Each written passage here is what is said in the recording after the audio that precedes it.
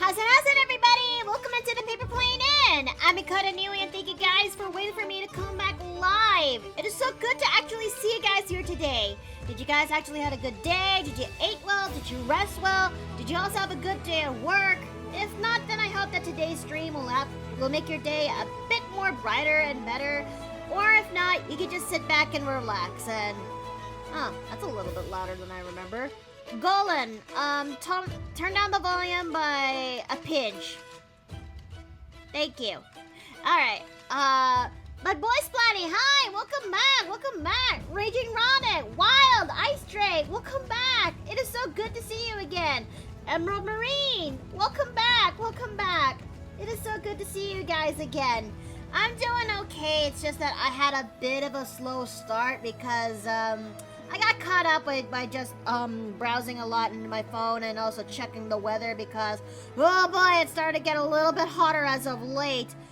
I'm also on the fence on doing something a little bit different for summer too. That is to actually take advantage with my with a new ID that is for the neighborhood and actually just to find a day to actually do a pool day of sorts. You know, for me. Something I could actually practice myself swimming so I could actually get a little bit better and to also help lose a bit of weight.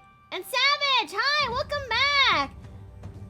I have cramps and a Borg chair cylinder, but the second problem should be fixed this afternoon. Oh goodness, I am so sorry to hear that, truly. Hope you enjoyed the game last night. I did. I really did. But I just hope I actually did well playing as Mira last night. But other than that, oh, I hope you can find a way to stay cool soon. You too, Emerald Marine. In fact, everyone, I hope you actually stay cool and stay hydrated for summer because with areas that are getting a little bit hotter than usual, I would know since I am doing a temperature blanket that allows me to pay attention to the temperature. Let's just say my blanket's looking a little bit more orange this month because orange represents the 90s and how I code my blanket. Anyways, well, enough of that. Today is going to be the day we're actually going to be doing a commission stream. We haven't actually done one in a long while, and I figure it's about time we actually get back to the swing of things. And, well, I kind of needed it so I can actually open up slots. That way everyone can actually commission me again. And I know that there's some folks who would really love to commission me, and it's why I'm actually trying my best to finish up the rest of the commissions I got under my belt. That way I can actually have it open for you guys. So, without further ado, we're gonna go ahead and actually go into the podium. And, I also want to make a little pinch of a confession. I did not make a sketch for I did not make a sketch for today's commission at all. So we're gonna have to do this, but we're gonna have to do this on Scratch. Usually when it comes to art streams, I would prepare a sketch from last night so that way it'll make things a little bit faster and easier for us to do our commissions. But I have a feeling that we may at least reach to but with the way how this commission order I got, I think we may have a chance to at least do flats by the end of this stream. I don't know. I did get $27 from empties the other day. Sorting through them was a lengthy and kind of gross process. What with people mixing garbage and refundable. Ugh. I hope you actually do get to wash your hands once you're actually done with the job, Emerald Marine. I guess one place in Texas got so hot, someone baked a fresh loaf of bread in the mailbox located on the sidewalk. A brick mailbox. That's morbid, but a little bit creative. But I guess it actually shows that summer is really here, and it's really going to be a very cruel, long, and teasing mistress, if you will. Yep, I get to wash my hands and I had gloves. That's very good. I never played Final Fantasy 16. not Final Fantasy VI. Sadly, I heard it was a good game, but I heard it was a good game. What the? Why is the audio? Golem! Set that song to the beginning. And increase volume to 80%. Thank you. Okay. Now, without further ado, I think it's about time we actually tackle this commission, which is for our client, Courier Dan. And their commission, that what they want me to do, is to do a reference sheet commission, which means that we're going to tackle the first pose, and then we'll tackle the front and back pose afterwards. But until then, this is their character that they want me to draw for them, which is a Super Saiyan OC of the name Yam.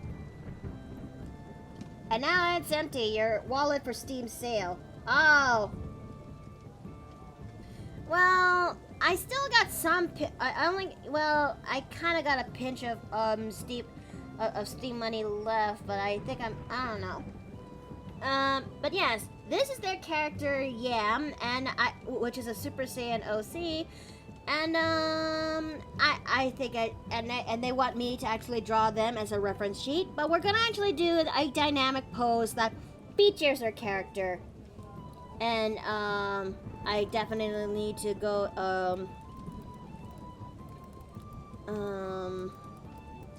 muscular.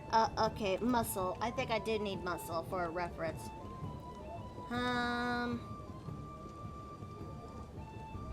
If I'm gonna need a reference for for this type of character that we're doing, cause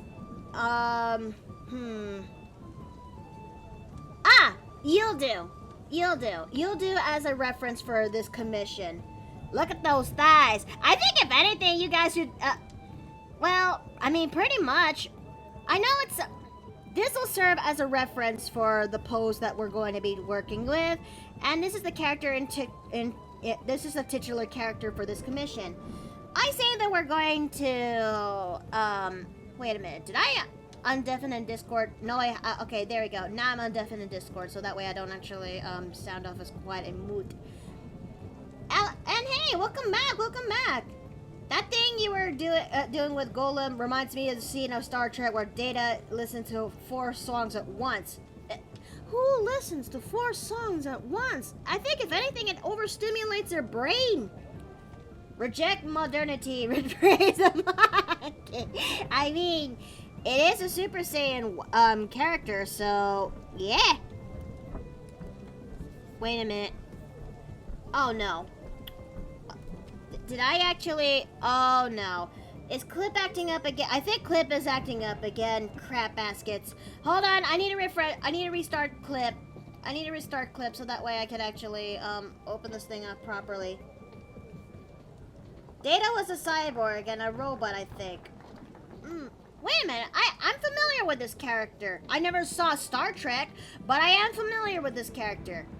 I think if anything, he was actually a robot and who was actually part of the crew, so he could actually get data, well, you know, data, titular data of whatever places the crew actually goes to. I think if anything, his arc and I think if anything, his arc is basically the his story is kind of like a good example on how to portray characters in the sci-fi setting, if you will.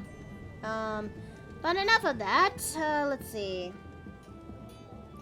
I think maybe he was an android. I never saw the Star Trek series, but I know that there's so many people who really do, and it means a lot to those people. So, yeah.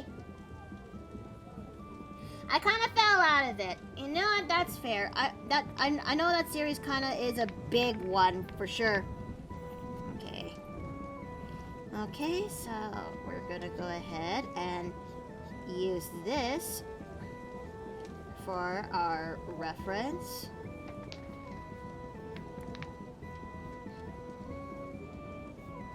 Okay. Given that the hips is styled like that, the shoulders are angled upwards, the hips is angled lowards. So, okay. And they also have a bit of the butt cheek that is sticking out over there, so that's something we definitely need to do to not forget about this.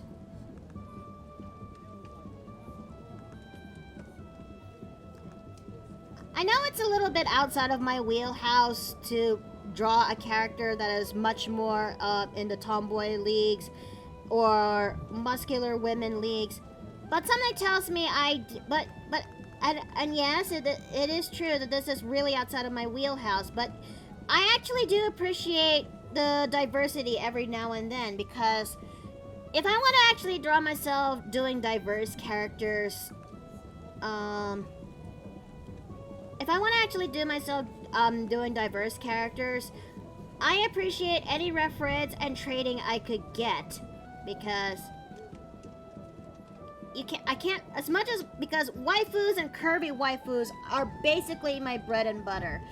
But I do know that there's some people out there who really want who wants a little bit of a diversity. So I definitely do appreciate this every now and then. I need the training anyway, cause earlier,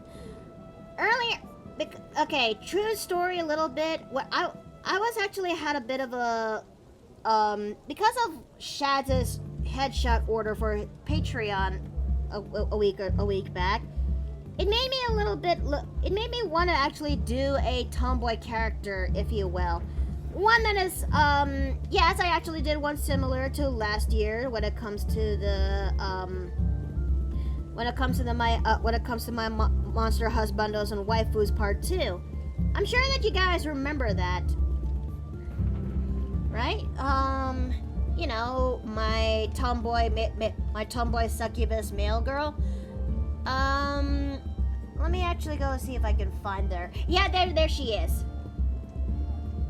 Which is this cutie patootie that is right here.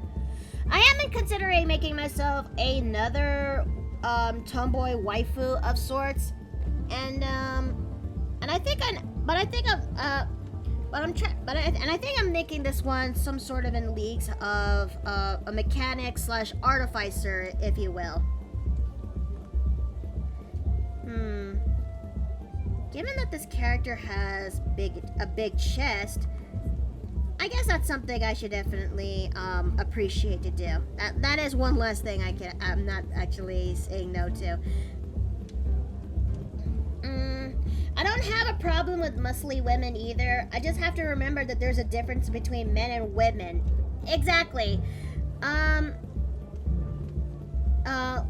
guess even though that even though men and women also have a bit of a difference when it comes to when they actually get fit, if you will. The women still have some level of curves, as they'll yeah, okay, what am I saying? I'd rather not muck it up. Okay, so we're gonna make the fundamental pose first before we actually would just fix this up. Okay. Okay, so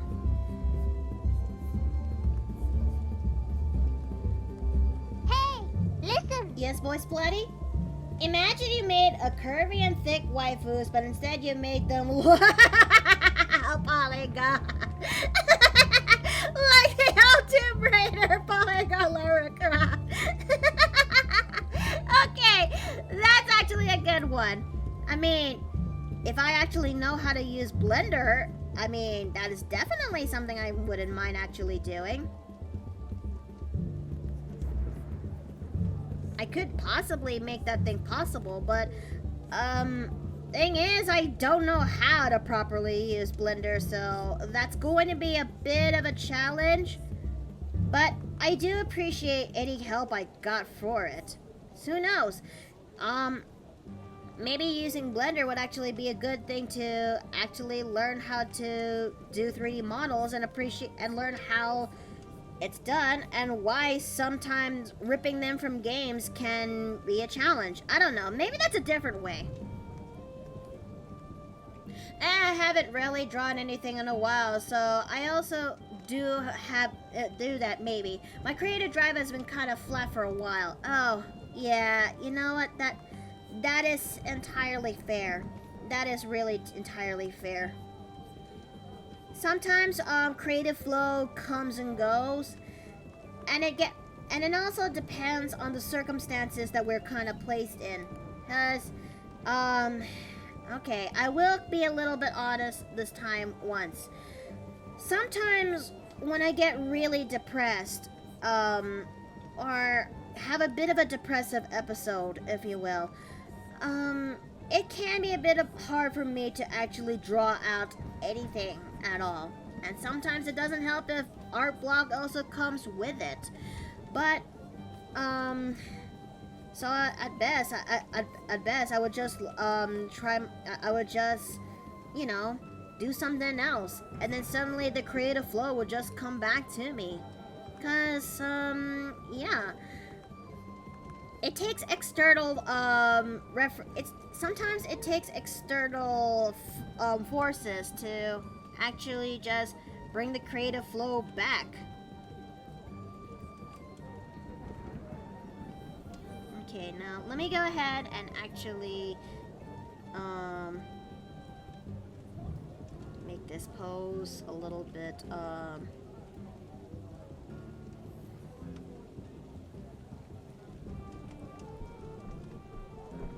okay. No. Okay. So yeah, so it's not some mystery or anything. Still something that I have to sort out, and that sucks. But it's not a mystery. And oh yeah, cause it definitely is due to circumstances. But I get that where it comes from too. I don't really have any external forces right now, and that's kind of the circumstances I'm talking about. Oh, well, I think for me, maybe doing something like reading a book, sometimes reading a book, indulging on shows, or listening to others, or just sometimes taking a walk. They would actually help bring forth the creativity flow back.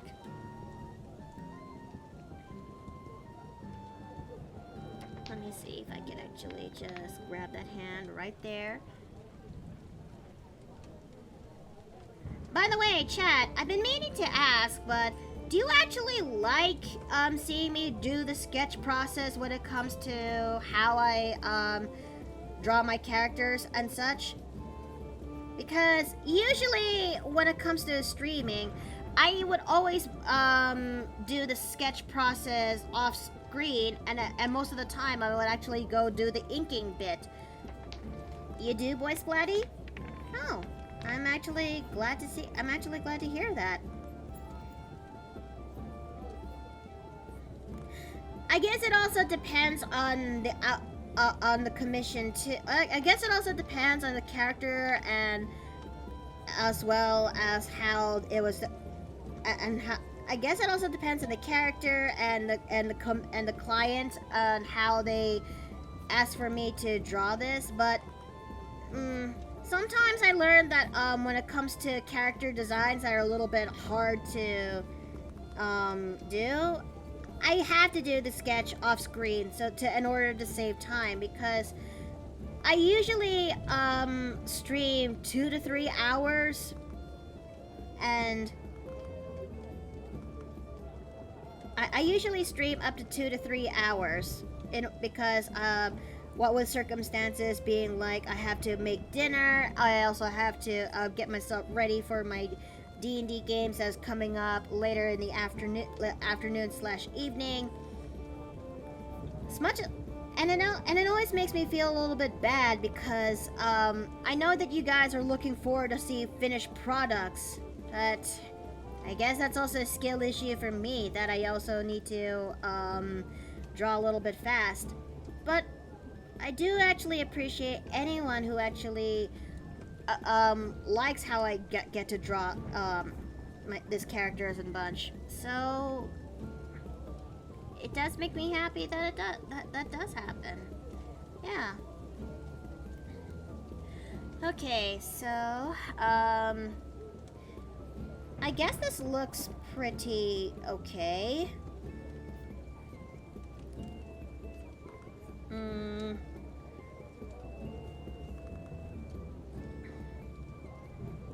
Okay, hold on a second. Enjoying a good stream with cotton candy soda at the moment. Aw, thank you. And wait, cotton candy soda? That's a thing? I didn't know some sodas can actually go into cotton candy flavor. But what is it like? Is it like is it really sweet? Is Steve still at home or for his back? No. He's currently at work, but I really hope that this time around he doesn't strain his back. But I told him to bring a pill, some ibuprofen for his back in case if it goes really bad. I'm not afraid to actually go full caregiver mode, but that man worries me.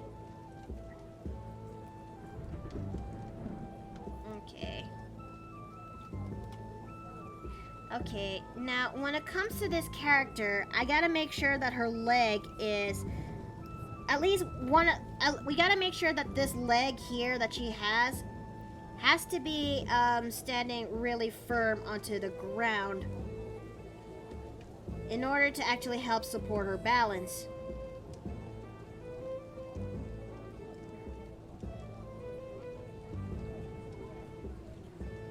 Okay. Ah! Honey! Jesus! Okay, but hi! Hi! You're home early? Yeah. The lieutenant said that due to my back injury, just to do like the bare bone stuff, and once I did that, I could go home. How is it? Well, I'm in pain. But it's not. It's like a. I suppose a 6. Okay, but I haven't inflated the mattress though. Okay. Well, Steve is not work anymore. Yeah, he is home, but he's going to rest. Yes, ma'am. Good boy.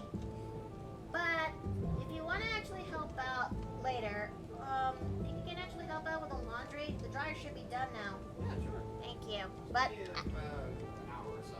okay. You really just scared the living bejesus out of me. Good. That was the idea. I love you too. Alright. And hello, Resident Power Knight. Welcome back. I'm currently doing a commission stream today, and I think I'm doing the pose just right.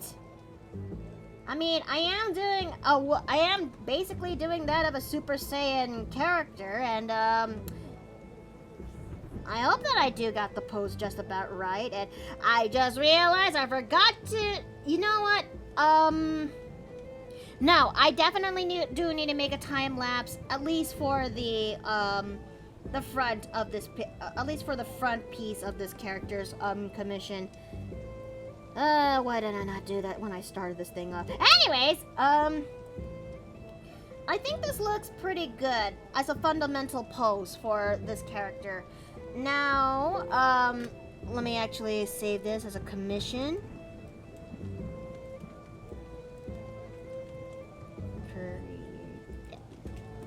There we go. Alright.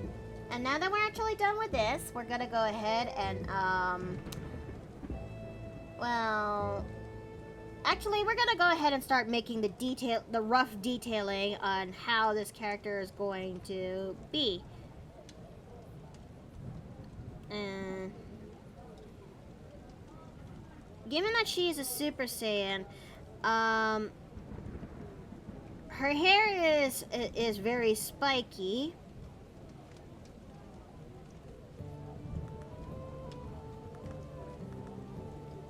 Okay.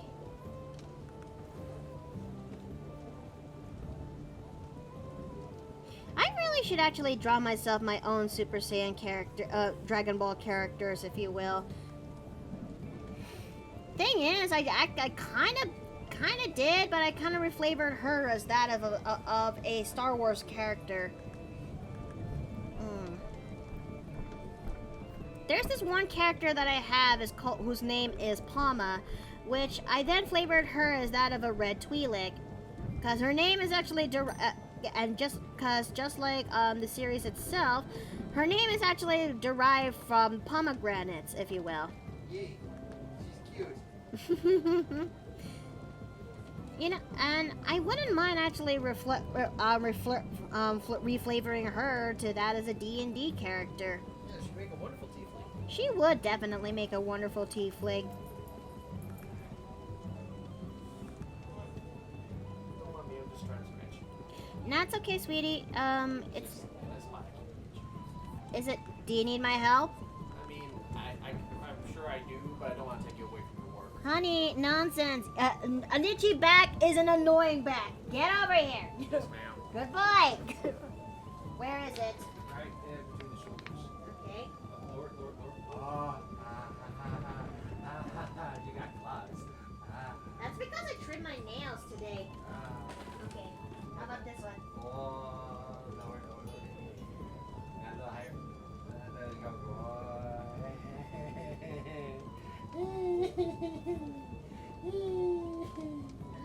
Is that just right? Good boy. Good boy. You're a good boy. This is my good boy. Okay. Okay. I love you too. I love you too. You really are like a pup, aren't you, hun? An unkind but fair comparison. I mean, look, I still love you regardless. Maybe you are a shifter. Are you a shifter? I mean, have you seen my dad? Oh. Okay, you know what? That is fair. Steve the doggo is getting pets. Yes, boy Splutty, I am getting pets. It's more than you're ever gonna get. Hey, honey, don't be mean to Chad. Brr. Ah.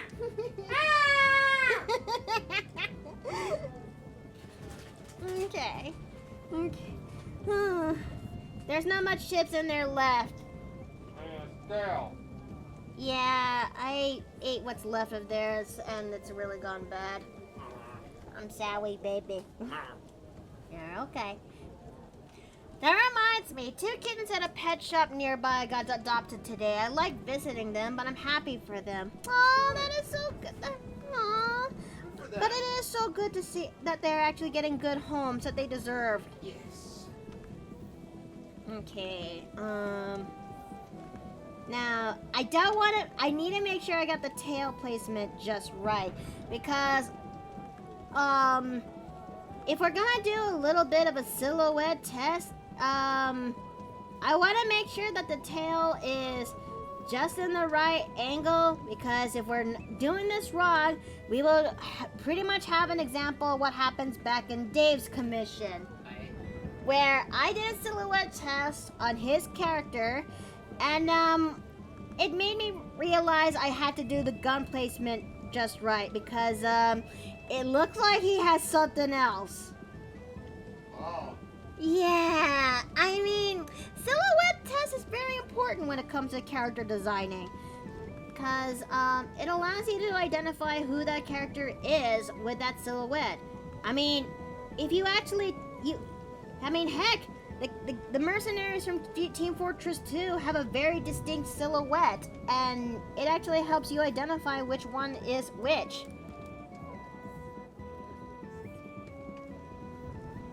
Okay, and I guess that looks, no,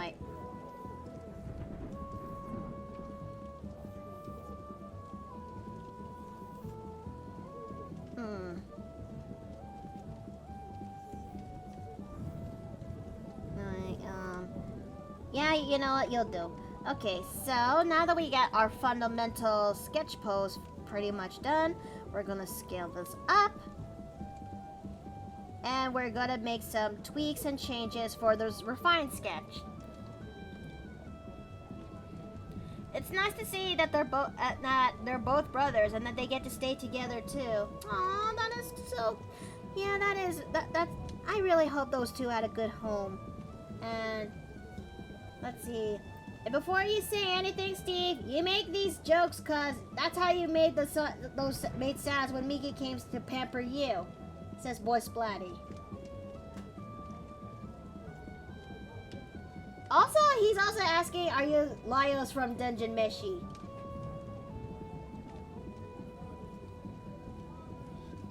I hate how accurate this is.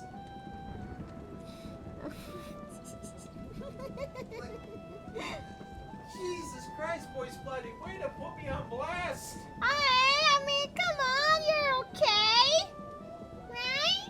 I'm okay, but the fuck?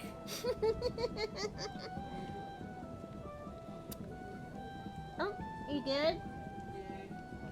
Just test it. Give it a bit of a range of motion test. Okay, do you want a back patch? Maybe later. Okay. Hold on a second. A little moment so I can actually drink. Is that filled with my peace offerings from yesterday? I have I poured some Dr. Pepper in this. Okay.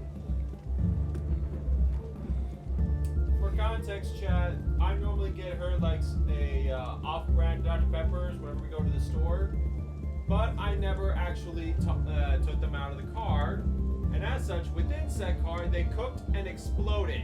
Yeah, it wasn't a very pretty sight. Like we got those we got those since back on Monday, and we forgot to we unloaded all of our groceries from that shopping trip except for that.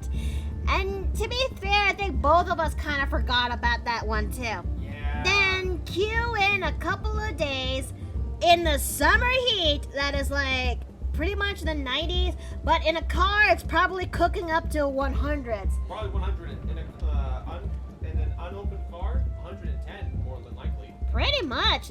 So imagine all that summer heat that basically microwaved a lot of that Dr. Pepper, that Dr. B crate of 12 cans, if you will.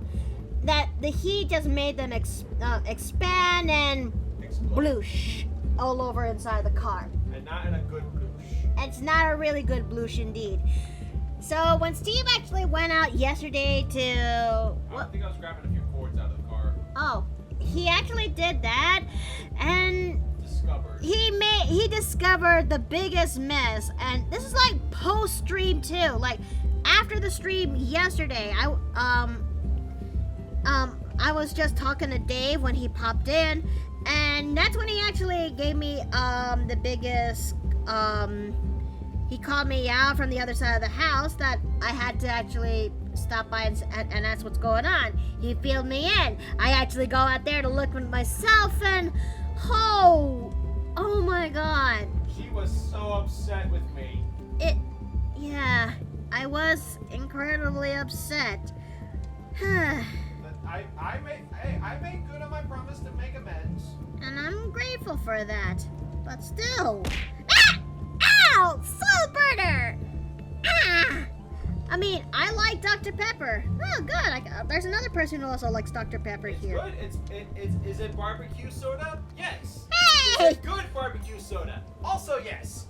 It's not really. I mean, it was supposed to be some sort of a medicine of sorts back in the 1800s, and they just suddenly turned that into soda instead because it turns out pretty good. Yes, Boy Splatty? Won't be long until he starts barking for affection. Woof woof, Steve head pats for best wife. I mean, he's not wrong. Best wife indeed. Aw, sweetie. But I keep being compared to a dog. I'm not sure if I'm okay with that. Then what would you like to be compared to instead? I don't know. Here's the thing. I can't even make an argument because it's not even wrong.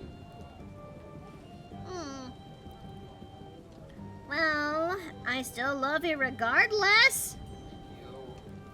You're very welcome. Okay. Okay. I wish I have I wish I can actually pull off the Dragon Ball-esque look. I think that, but I think the best I can actually do is just do the angled eyes at best. That's why I don't forget anything in the car, including my favorite Dr. Pepper soda. Yeah, normally we are pretty good about that, but this was an exception to the rule. Yeah. And I think if anything, given that summer is basically here, hun, we're definitely going to double check on every time we go grocery shopping run, double check our stuff. Lesson learned. Yeah, lesson learned. Otherwise, we might end up making another. No, I don't want to finish that joke. No, I don't want to think about that. Otherwise, our car is going to end up in Brazzers. Honey! What? No! What the fuck? Whenever I have gotten soda on sale, I call my dad to help me to drive it back home. You know, that's fair. Okay. Anyways, now now that he got the call from me, they know I have a part, so it's pretty much set now. Oh wait, the service coordinator repair center. Turns out they were waiting for me to call them. Thing is, though I did about an hour ago, got a part yesterday, but their office is lately closed. Anyway, now they got the call from me, and I know the part, so it's pretty much set now. Oh, okay. Well, I'm glad you managed to get that thing sorted out. Like all 90s cans, I got to do some. I got some the other time ago. Okay. Alright,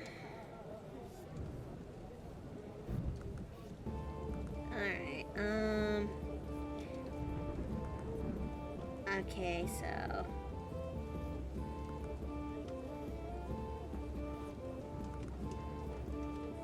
Let's see, like, okay, no more soda explosions. I hope not.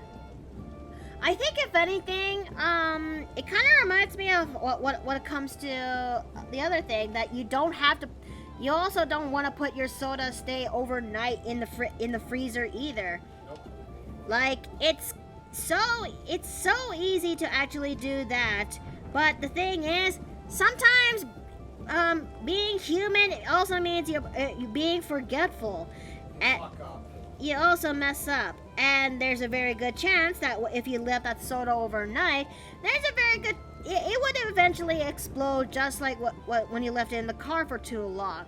And I don't know which is worse. Cleaning up from the freezer is much worse. No, cleaning the car, our car was only easier, only because we had that essentially guard that was in place when we got the car. If it weren't for that, we would essentially have to vacuum the soda up. Oh, right. Yeah, If it weren't for that, I would have been out there all for the rest of the day. In that heat? In that heat, I would have no choice. Otherwise, it would have the same fate as my boots, would be covered in ants. Whatever happened to those boots anyway? They're outside, covered in ants. Oh dear. I was planning on replacing them anyway. Yeah, but still. Besides, I think with my back as it is, wearing boots would probably be a bad idea.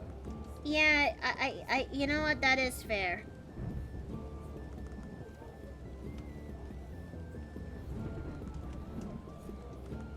Okay. We're gonna go ahead and make her smile or smirk. There's a difference. I got stung in the mouth by a bee because of soda once. Well, okay, I think it could have been a hornet, but still. I'm sorry. What happened in that? Usually, when it comes to bees, they would be attracted to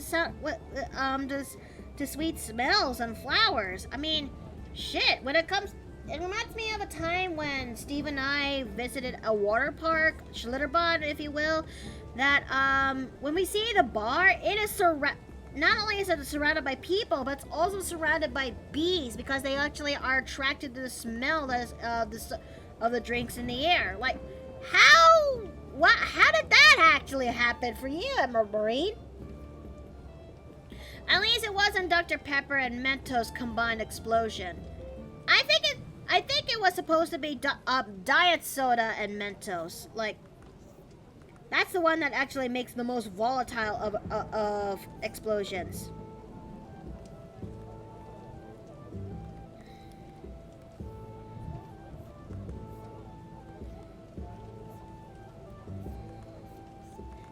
But this is also coming from somebody who's never actually saw that happen, you know? So I never really got the full context on why it's a bad idea to actually combine soda with Mentos. We never actually tackled that kind of science experiment.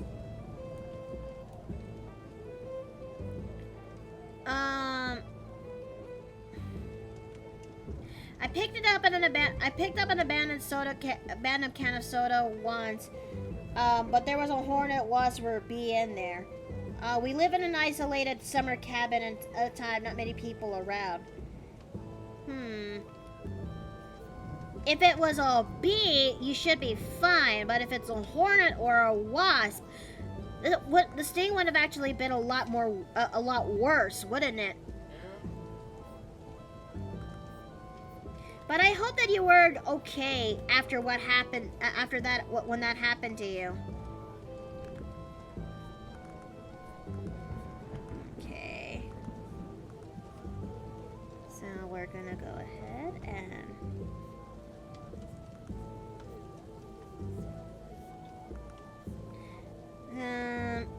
let me actually go see this, a little bit off scale. So...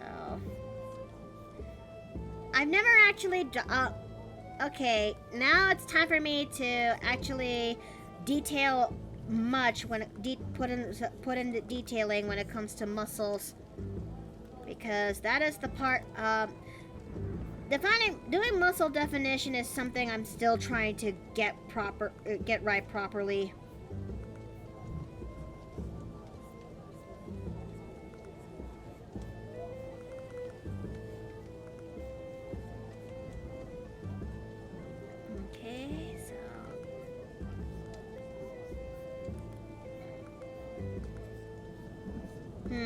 I think if anything, we're going to need another reference sheet so we could actually have a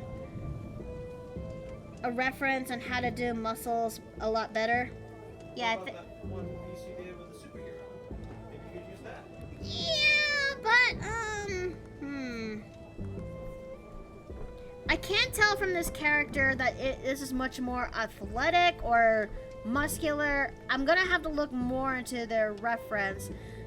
I think it looks a little bit much more into the athletic-ish build, where there is still muscle definition, but it looks a little bit on the leaner end.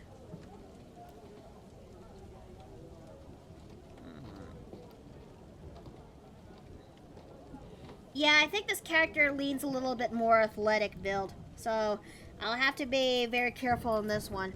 Okay, Soulburner, you take care now. Thank you for coming. Wait, what am I doing? There we go.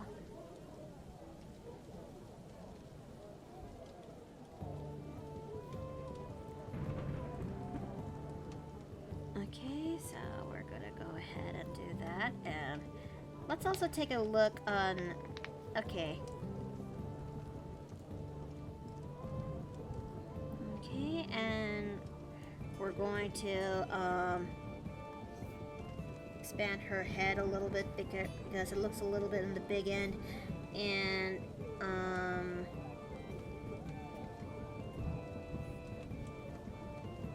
okay, and that'll do. Mom happened to have some of the chlorotripod on hand. Oh, that's good. That's good. Your mom is a nurse? Oh, that actually is wonderful.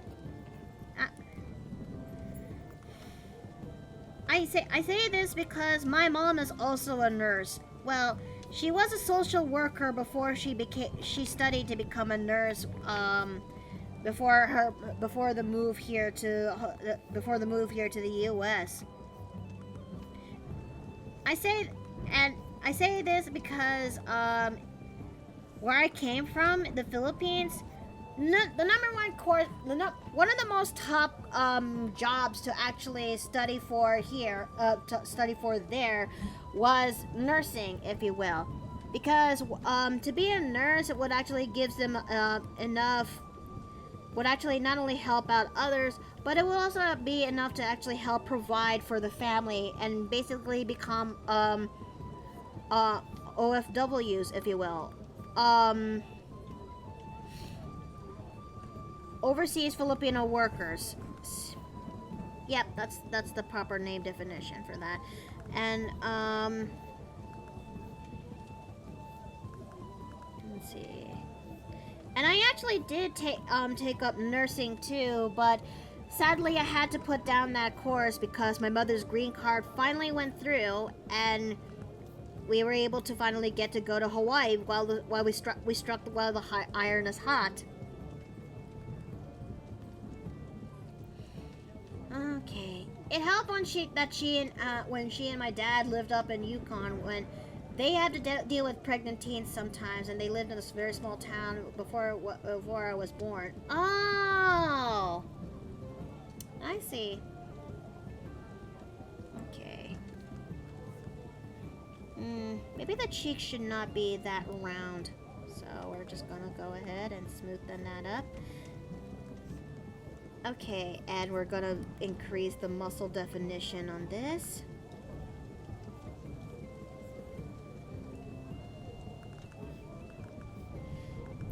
I hope I actually am doing this right when it comes to designing this character. That, if I also, make an observance that, if I also want to make another observance is that, there really is a difference, if you want to make yourself a character who is athletic, there's a big difference between a complete muscular character and one that's an athletic build. And trying to work on the balance is still another thing I definitely need to practice. Ah! Ow! Yeah! Oh, hi, Don! Nice to see you. Thank you for the pillow toss. Ah?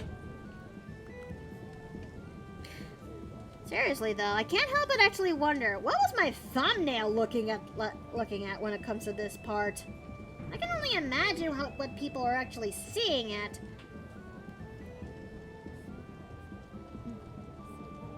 Okay. Okay. No, Mike, just wanted to hang out. Okay, that's fair, that's fair.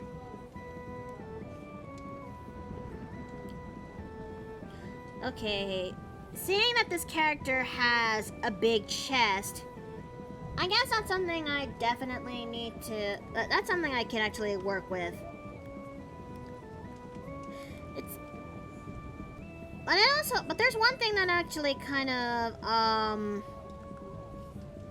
but there is one thing that kind of makes me question things. That when you take a bodybuilding or something, they would actually, they would lose the fat. It will not only lose the fat, but you will also gain the muscle that actually makes up for it. But wouldn't muscle mommies actually lose the amount of fat in their chest? Depends on how rigorously they train themselves and what they had initially. While it's true they would lose a fair amount of fat and as such a fair amount of breast size as a result, there are those who can essentially mitigate that to a certain degree based on diet and exactly what exercises they do. Yeah? Yep. It It takes a lot of effort, but it can be done. But those who essentially go whole hog into the muscle, even if they have a large breast size, the more defining part will be the actual pectoral muscles. Huh. Okay, You can so tell I put a lot of research into this, huh? pretty much. I mean, you made muscle milfs, honey. Well, not muscle milfs. You made muscle women characters. Yeah, because I like muscle. Because I like strong women. What about it? I'm much more into femme women.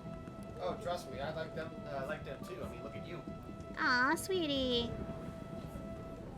Let's see. It depends. Either they lose it or the breast becomes more firm. It's how I have Sandy. Ah. To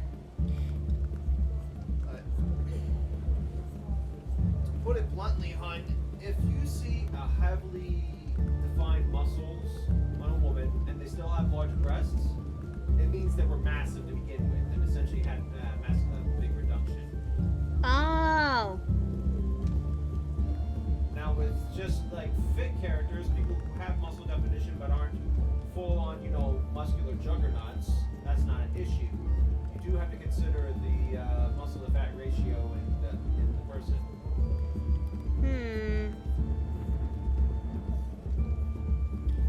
I don't think Courier Dan actually gave me details on how much muscle.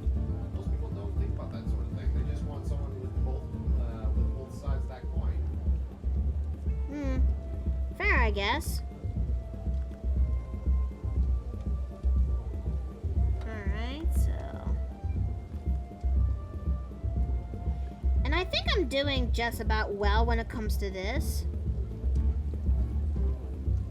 Okay. So, let me go ahead and,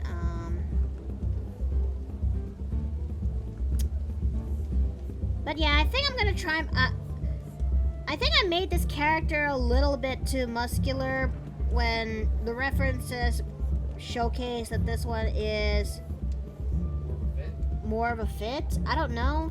But then again, even the references are a little bit, Let me have a look. huh? Well, going based off of that one, for example, that's definitely more of a fit build. It's not something you see someone who dedicates themselves to strength training.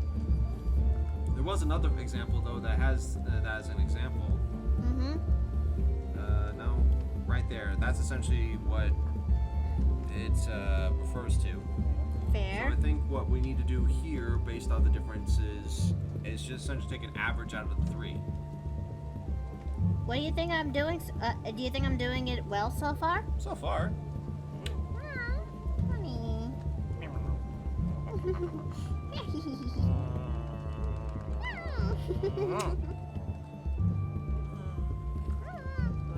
I love you too.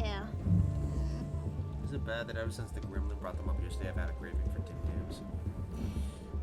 I kind of want to have some Tim Tams too. I would kill for some double coated chocolate Tim Tams. That's kind of my favorite. I mean, Especially when you throw them in the freezer for about a day. I'm familiar with Dan's saying OC. You have it right there. Okay, okay. That's good. Cause yeah, I do appreciate Dan's character that he submitted to me. I definitely need the training arc for drawing characters who are much more in the muscular build. You seem to do okay when it's the dudes. I have, but it's the women that. Oh God, are you okay? Dry throat.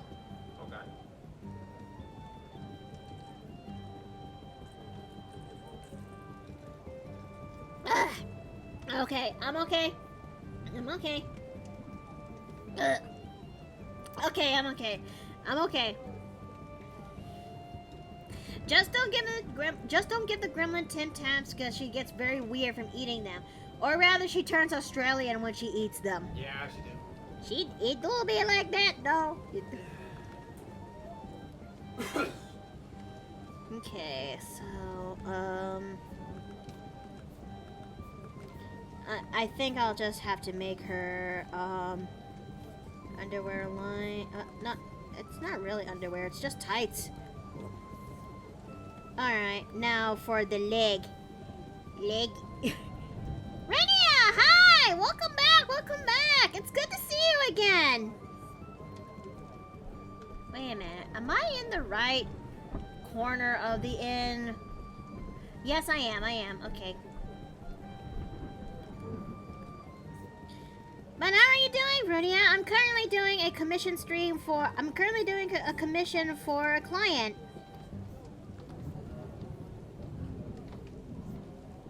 Okay, now for the leg.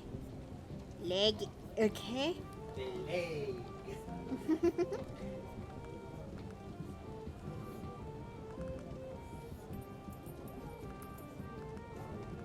Let's not forget her end of the cheek right there.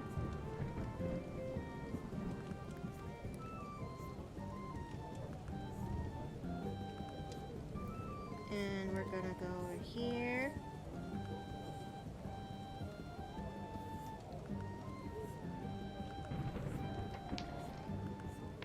And we're gonna go do that, and I went against the trend of Saiyan women and made an android woman OC for Dragon Ball. Oh, you did? What is she like? I mentioned this earlier before you came in, but once upon a time I had considered making myself a character for a Dragon Ball character, if you will, whose name is going to be Palma, which her name is actually derived from pomegranates. Even going as far as having her last name to be Dr. Grant. And I kind of reflavored her to be that of a Star Wars character, which thinking about it now, I actually wish I could do much more for her, if you will. Okay, now let's go get another reference for her shoes. Okay, so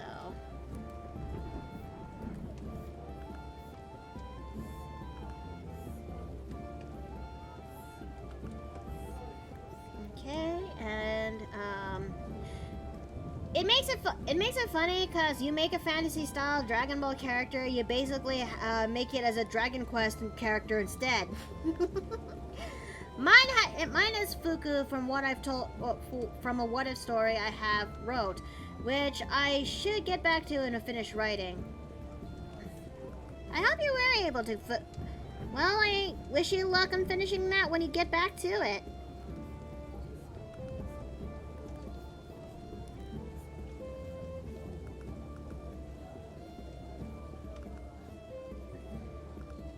It would be so I don't know what kind of race Palma would have actually been if I actually go through it as a Dragon Ball character. Most likely she will just be some sort of I think most likely she would either be a human or a Majin. I don't know. But it has been a while though since I've actually indulged myself more into Dragon Ball. I kind of stopped watching Dragon Ball since since Dragon Ball GT. That does explain your affinity for Super Saiyan 4. Anyways,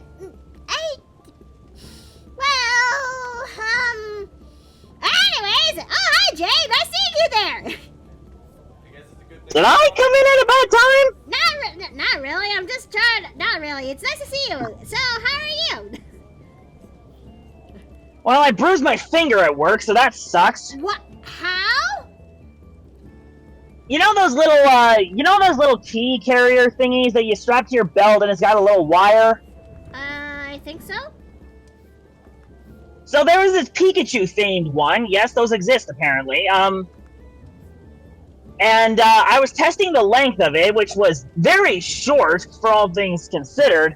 But then it slipped out of my fingers, and it decked me right in the middle of my left ring finger. Ow! Oh! And it is... Yeah, I got a real nice shiner here. It is, not pretty. I am so sorry that happened to you. But I hope you do get to put ice on that, and, yeah, I hope you do get time to put ice on that so that way it doesn't actually get worse. Yeah, I also got some good and bad news. Huh?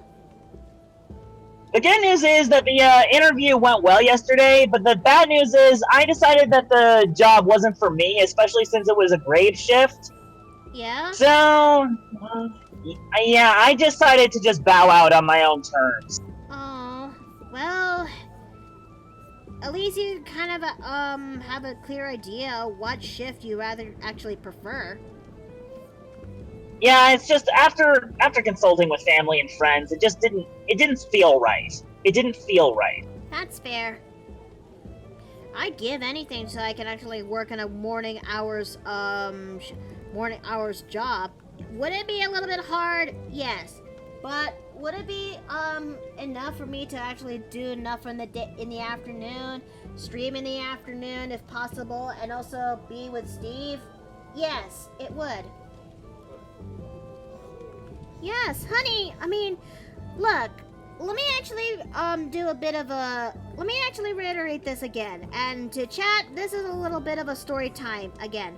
When Steve and I had finally moved in together back in Hawaii, cause it's either that or Texas, but that eventually became a bit of a life lesson choice. But anyways, we finally got to move in together by starting in Hawaii.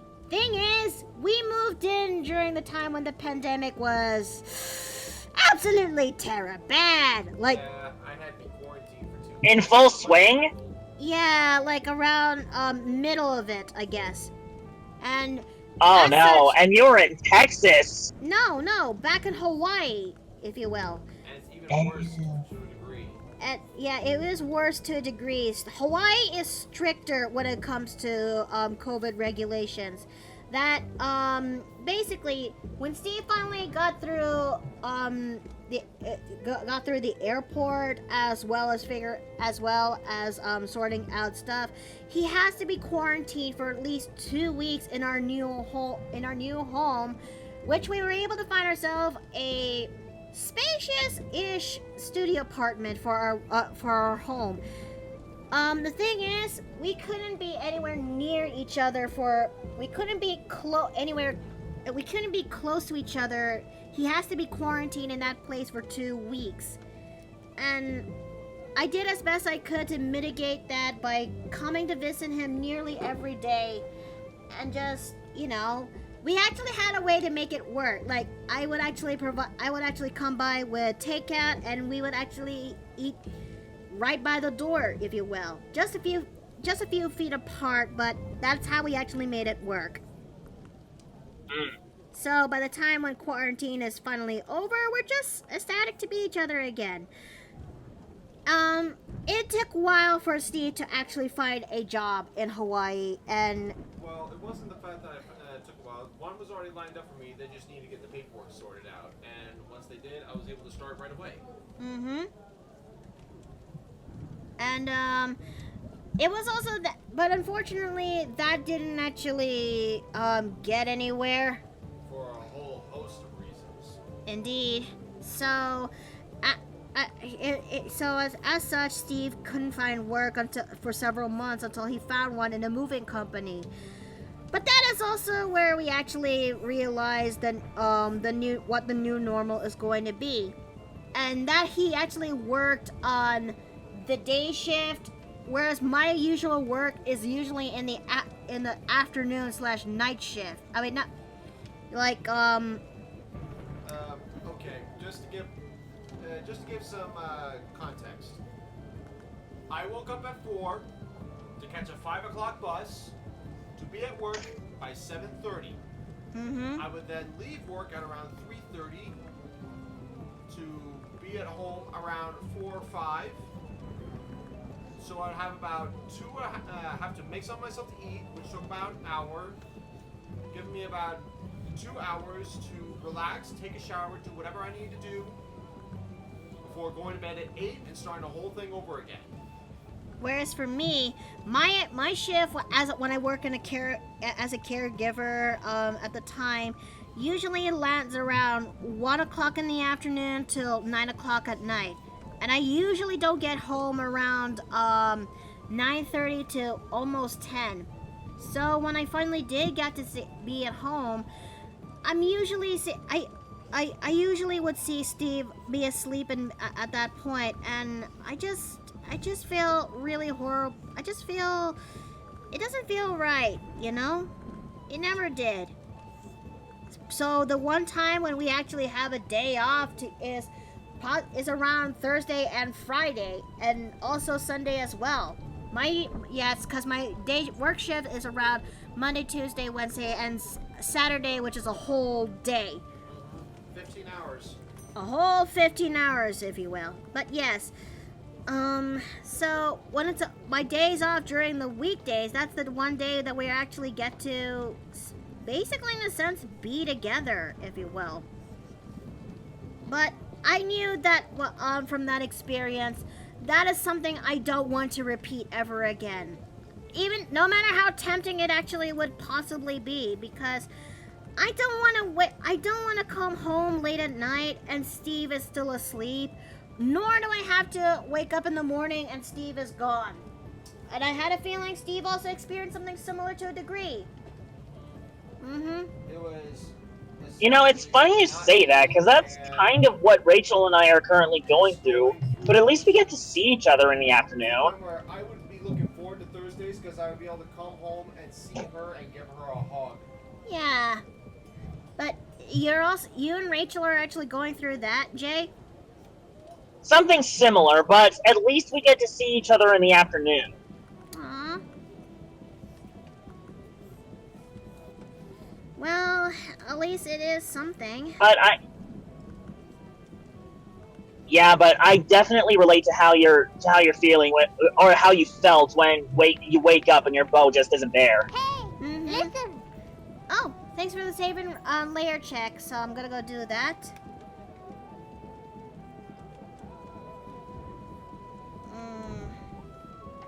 Glad you two still made it work, and hugs. We did, but it just makes me want to. But trying to. So what I'm trying to do, what I'm still doing job searching. I try to make it work by trying to look for jobs that is usually in the day shift. And I'm usually a night owl, but that is the biggest sacrifice But that is the compromise and sacrifice I am willing to make, because I don't want to go back to that again. I don't want to go back to just coming home from late at night and Steve is asleep, and waking up and Steve is not there. I don't. He deserves better. And if anything, we deserve better. Oh.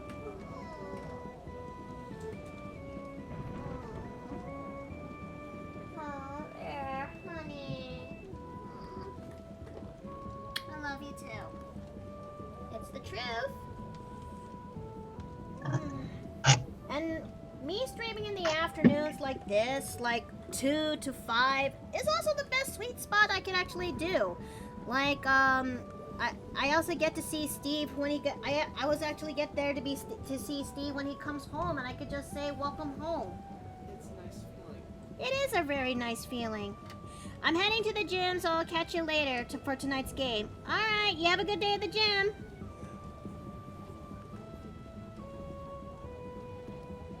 I guess moral of the story is that well, take time with your partner, I guess.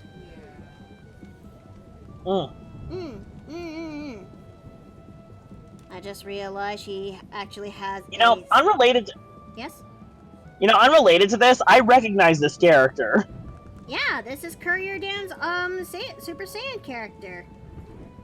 Yes, this is Yam. And I'm trying to work on this character for a reference sheet. So we're definitely gonna work on the. We're definitely gonna work onto the dynamic pose before we work on the other front and back pose of the said character. Oh, you're doing a full ref sheet this time, huh? Mm-hmm. Nice. It's a good old divide and conquer technique. Honestly, my characters need ref sheets. I think if anything, my character sheet also needs an updated ref sheet, especially regarding to the fact that I finally got to reveal last year that I'm an ASMR. And I am still so happy that the build-up reveal is worth it.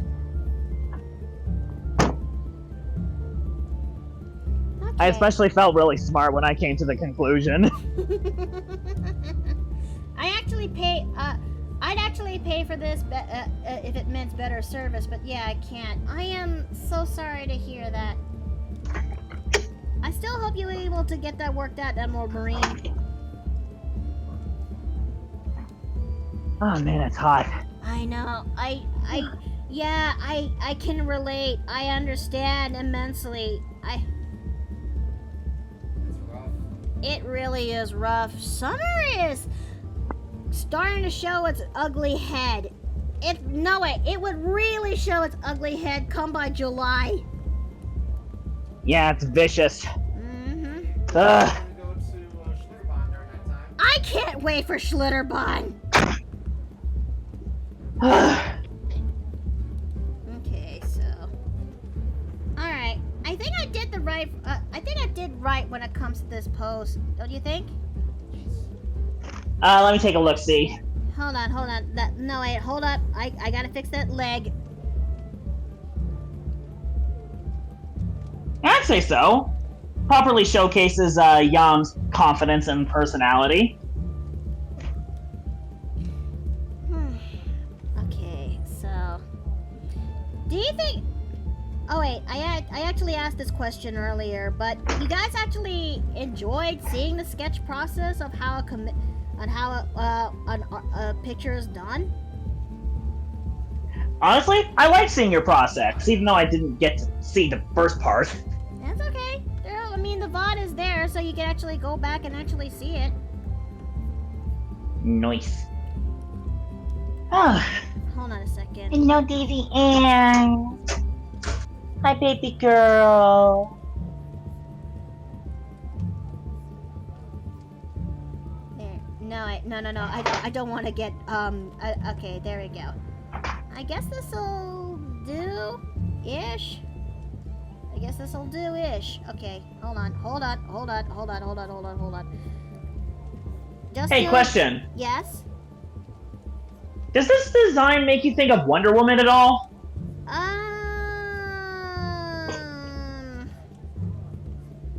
Not really. Why?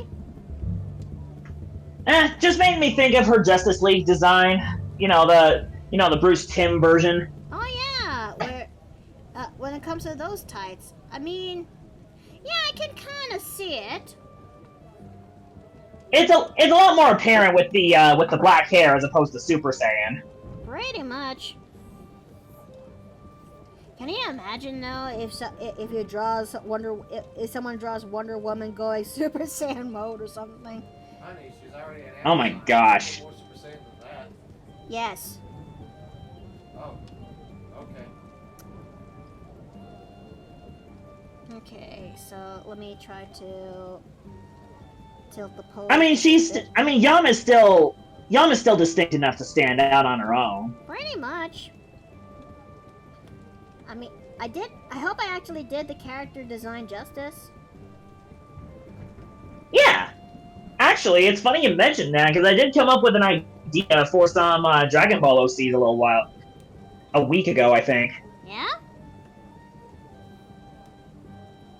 Yeah, I wanted to come up with an idea for a Majin family. Oh! Yeah, husband and wife duo named Hoka and Poka, after Pocus Pocus. And then their kids would be triplets named Abi, Bobby, and Kabi.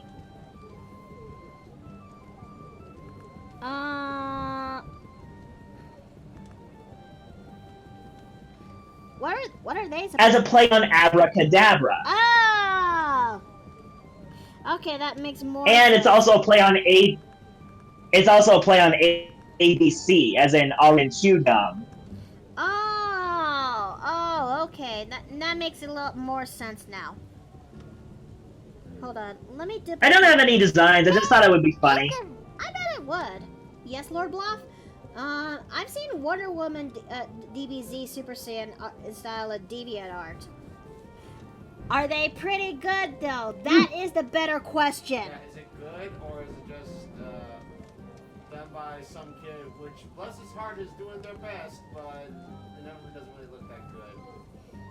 I mean, yeah, that's what sells at the end of the day, isn't it? Because, don't get me wrong, I'm not throwing shade at DeviantArt. Well, no, not really. Who am I kidding? Listen, we gotta throw shade at DeviantArt because it's become a joke these days. It truly has been a joke. It's not just a joke. It's a has-been at this point. A really washed up. I'm just upset on how it became these days. You know. It used to be good too. Honestly, the straw that broke the camel's back was no, actually. So the thing that started it down this path was when Wix brought them out, and the straw that broke camel's back is when they started, promoting AI. Yeah, this is true. It wasn't supposed to be. I wish they didn't have to do that, because you got legitimate artists out there who's trying to make a living and showcase their work in order to gain an audience and a following, so that way it'll also help improve their work. But when you have schmucks in the head who pass that law, it's just, do you want to alienate people do you want to alienate people even further? I mean, I just miss DeviantArt. I mean, it's already. It also kind of got taken over by fetish artists, so that's the other problem. As someone who also draws not safe for work art, I'm gonna be honest. As someone who draws not safe for work art, some of them have a pinch of kink in them because I have preferences, and I also understand people's preferences. But there are some things some kink art should not be showing up in DeviantArt of all places. I wish DeviantArt didn't. I wish people could just be normal. Or have a different section in DeviantArt dedicated to art like that. I don't know. People can't even post not safe. Yeah, maybe like maybe even two separate websites. Pretty much. I don't know, like maybe a DA After Dark or something. That is what I've been trying to ask for years. Like, as I'm getting older and as when it comes to as I'm getting older during my DeviantArt era, I ask myself, how come we don't have a different section that is dedicated to stuff like that? It would make things so much significantly easier for artists who actually want to improve, like me. Like, you forget, DeviantArt can't really think for itself anymore because they're Wix's dog body. Yeah. It's possible that Wix's method of making websites doesn't support that sort of thing. I mean, heck, you can't even drag and drop things into your favorites anymore, and I've been clamoring for that for years. Oh man, that hurts. People can't even post not safe for work on DeviantArt anymore. Oh yeah, that was a thing back then. As a not safe for work artist on the side, it hurts. And I definitely need to actually make something for my Patreon soon to fill in this month's quota. And I know just exactly what. But anyways, what I'm also trying to get, I think I also want to actually chip in this.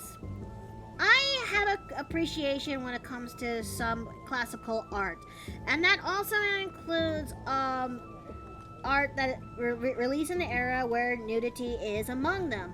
I actually wanted to recreate some of these pieces into that features my characters or significant points of my story with these said art. But I can't really do that when it comes to Twitch. Picarto maybe, but I can't really record a VOD unless I had to record it with OBS. Yeah, and your RAM might cry. Unless you go to Macaro or the Fansly. I think if anything, I may have to wait. I need to get back into finishing up what's left of my PC drivers to actually install because for those who do need a update on what's going on with my PC, I need the drivers so that way the Wi-Fi could actually work properly when it comes to my PC. It has a wireless build in it, a wireless Wi-Fi build, but it needs the drivers so that way it'll actually work functionably. And I also need to find a cord that'll go well to the monitor that my brother actually found for me through Facebook Marketplace. And I guess I may have to do that I have to do that in Amazon in order to do that. Yes, dear? That's right. We need to and I need to lift that laptop into the living room so we can hook it directly up to the router, right? For now, I guess. But yes. I just can't wait for my PC to finally be 100% functionable. Like, it's there, just about 70-80%. Yeah, we just need all the programming and such. And that's gonna take a while to get every single one of my programs that I actually use to be functionable. I definitely need to get myself a new Photoshop and Sony Vegas. That's gonna be a pain in the butt. And I know I am not getting them legitimately. I'm doing it how most people, the sanest people on the planet usually get them.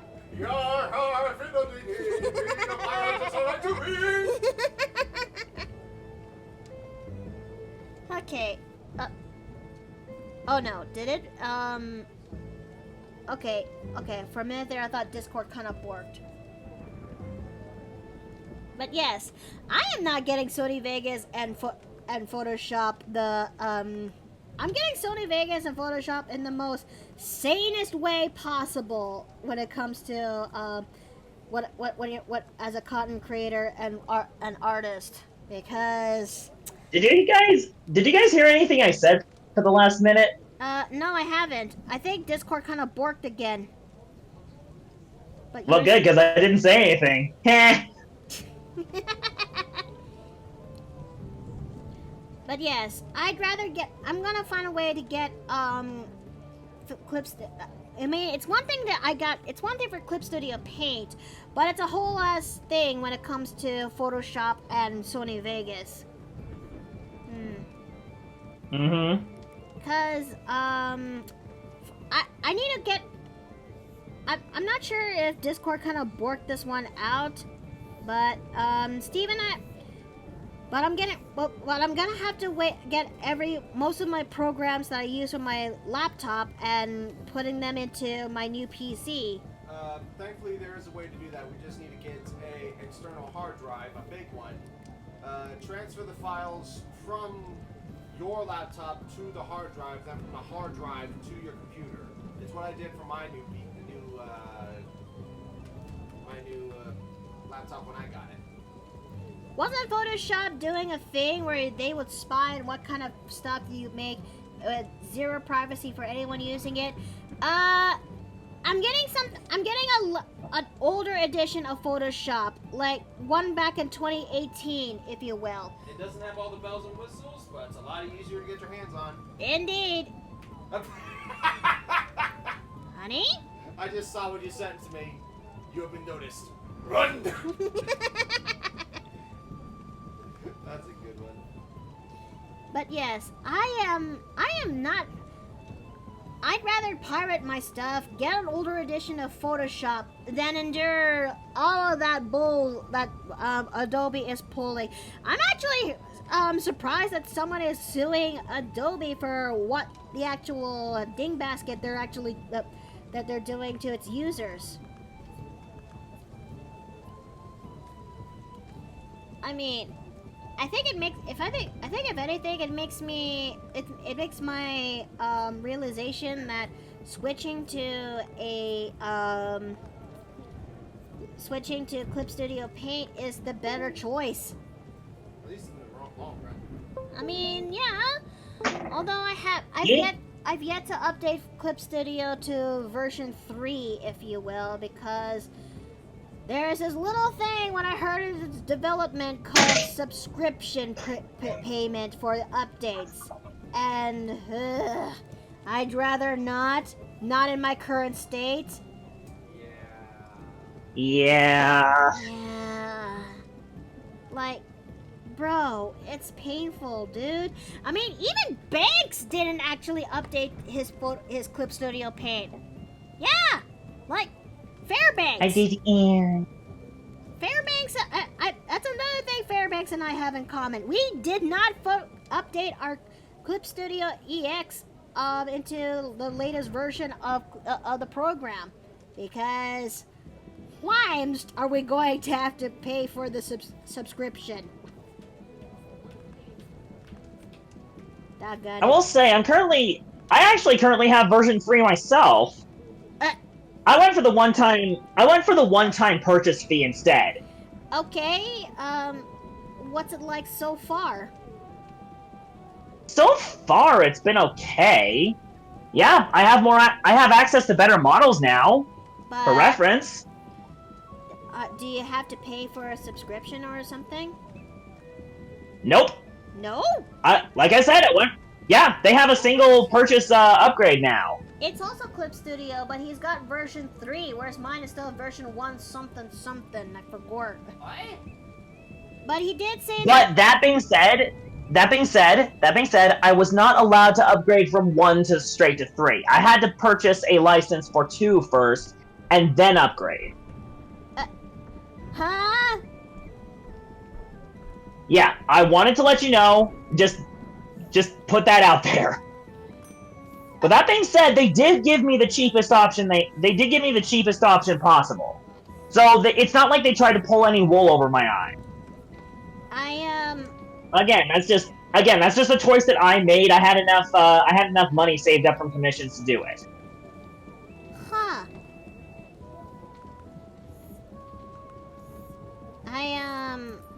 I'm actually surprised.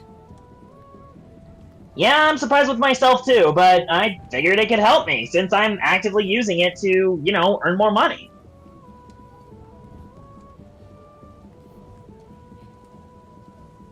I think making 3-prong eyelashes for her might be best suited. But anyways, I think I'll give it a consideration or something. But it's just that... Yeah, it's definitely not a choice I would make lightly. Yeah, because, I don't want to get screwed over on trying to get a product that I actually do, like, that I really do came fond of using. Like, I got myself Clip Studio EX for the sake of improving my art, as well as getting access to the tools that they provided in order for my art to be a lot more better. But, it's just that when I heard the bah humbug when it comes to, its updates, yeah, it makes things a little bit hesitant for me to, try them out, if you will. Hey, I was hesitant too, but I figured I'd take a chance since I had the money for it at the time. Maybe I should give it a try, but I think I'm gonna need a little bit more time to think on it. Hey, listen, it is 100% your choice to make. I'm not trying to pressure you or tell you what to do. Again, it's just a choice that I made, and I'm content with it. Okay. I do have I also have older versions of Photoshop, but I don't know if it works on newer copies of Windows. It's a very old version. Oh. Yeah, honestly, old version of Photoshop, keep that as long as you can. Seriously. Indeed. Yeah, especially with Adobe's new policies in place. If you have anything stored to their cloud, they're basically saying you have to grant them a license, a non-exclusive license to use, recreate, modify, or whatever with the product you have stored on their cloud. And they do not let you uninstall until you agree to their term. Which is dumb, you know? Sure, there's no proof that any of your work would be put towards AI reproduction, but it's still incredibly fishy, especially if you're working for a company that has NDAs.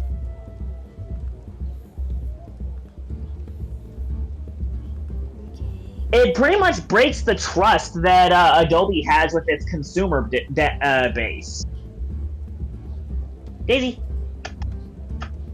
Daisy. Didn't I heard that there's some people who are actually... I know I mentioned this earlier, but I may be wrong. But didn't there some people who actually tried to, you know, sue Adobe for what they're actually doing? I hope so. Because Adobe running this unopposed feels very fishy.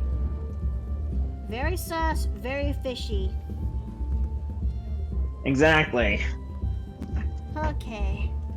Adobe is the antitrust in that, pretty much. Yeah, I'm hoping at least the UK sues them. Well, only time would actually tell. It was never a moment of if, only when. Mm-hmm. Okay. But yeah, it's actually funny you're working on... It's a funny coincidence that you're working on a Dragon Ball fan character for a commission right now. I definitely do need the training arc when it comes to drawing muscular characters, especially. Oh no, I'm not saying like that. I meant it was a funny coincidence because I was listening to a bunch of Dragon Ball videos to get me through workday. Ah, fair enough. Especially. Yeah, are you? You're familiar with Masako X, right? The Team 4-star voice of Goku. It has been a while, but yes. So he makes these videos on his own channel. That's basically just what if scenarios. He basically makes fan fiction into, quality content. Oh. Oh yeah, I've actually heard of a series through Steve. Yeah. His the one that okay, this isn't the one that really got him started, but it's the one that became very popular, and he realized, wait, I can make something out of this. And it was What If Raditz Turned Good. And how did that go? It's a very good series. In fact, one of the fan characters that sprung from it, the fan daughter of Raditz and Raunch, she's become something of a mascot for the channel. Oh! But still, Raditz with Launch? That's an interesting ship combination I haven't heard one. Yep. Hey.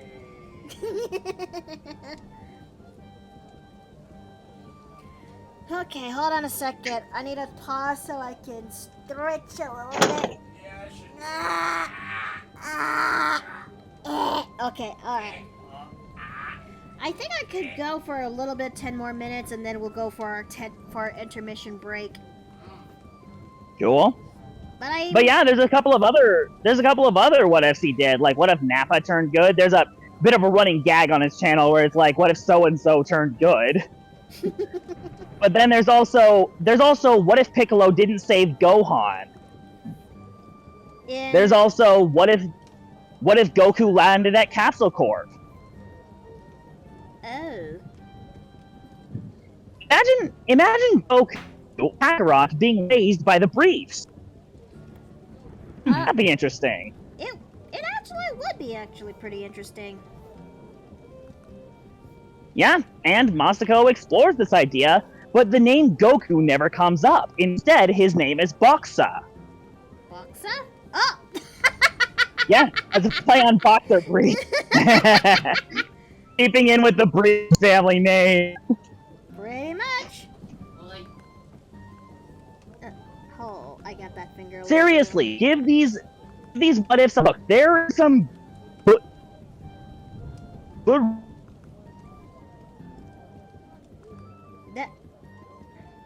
Jay? Can you hear me? Discord kind of crapped out a little bit. Yeah, probably because I'm taking Daisy on her walk now. You know, that's fair. But yeah, I was just telling you to seriously give these what ifs a look because there's some good writing there. Man, I think I should actually give that a gander once I'm actually done or something. I know about this. I recommend starting with What If Raditz Turned Good because that's the one that really springboarded the whole thing. Okay, so. Oh yeah, besides that, he's also got some Dragon Ball discussion videos, helps go over some theories, and also he reviewed several episodes of Super. Oh. And how did that go? Both the good and the bad.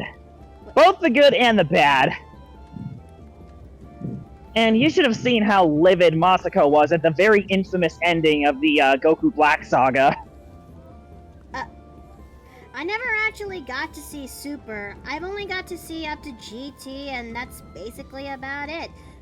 When I heard when I heard that there's Dragon Ball Super that's coming out of the woodwork, it I don't know. I kind of had a gut feeling about it that prevented me to actually give it a go and watch. Funny you mentioned said gut feeling, because that's actually part of the retcon with Bardock. Huh? Bardock got retconned in, not Super, but in the Broly movie. How much? Not so much that he's unrecognizable.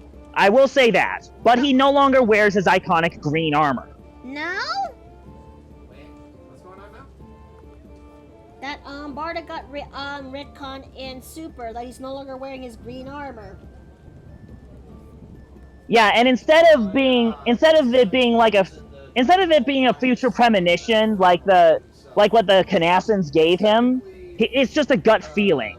Bardock was originally, well, technically it was made in studio, but it wasn't done by Toriyama himself.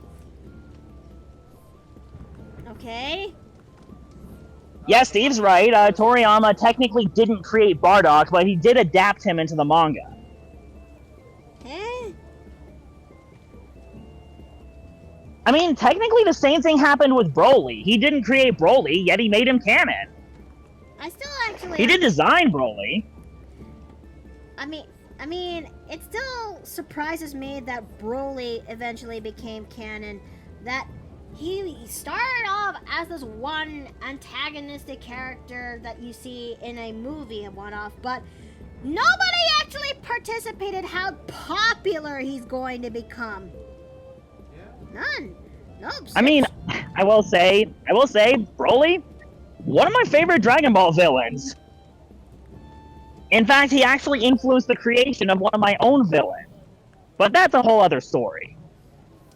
I suddenly want to watch TFS's version of TFS's Broly movie now.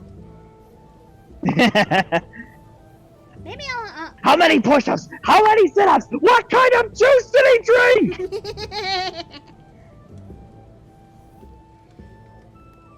That is definitely something I'm doing after this. Okay, let's see how far we've actually done. Her chest piece is a little bit, screwing me over, but I can make it work. I'll still make it work. I'm a pig-headed, stubborn woman when it comes to getting stuff done. Ah, good job, Daisy. Let's see. Actually, maybe but even I also have my limits.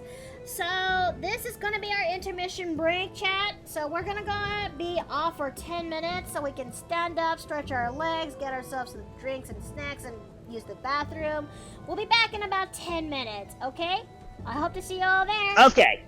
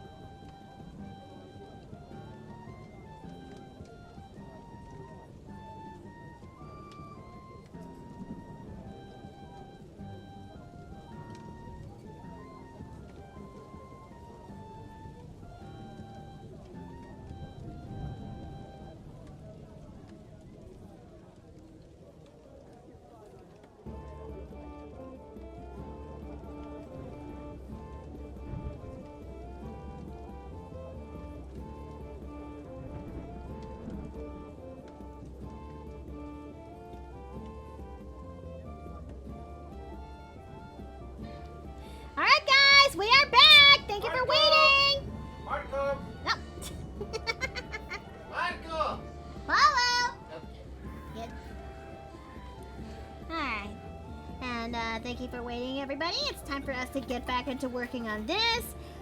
Okay, so let's actually go ahead and see where we can actually finish off with the rest of this.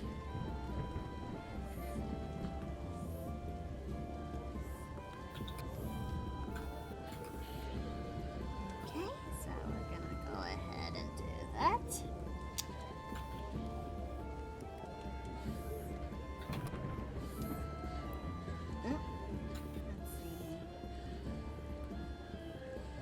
But you know, I am actually, I still can't believe that that we are almost literally to July in about a week, and it's also hard to believe.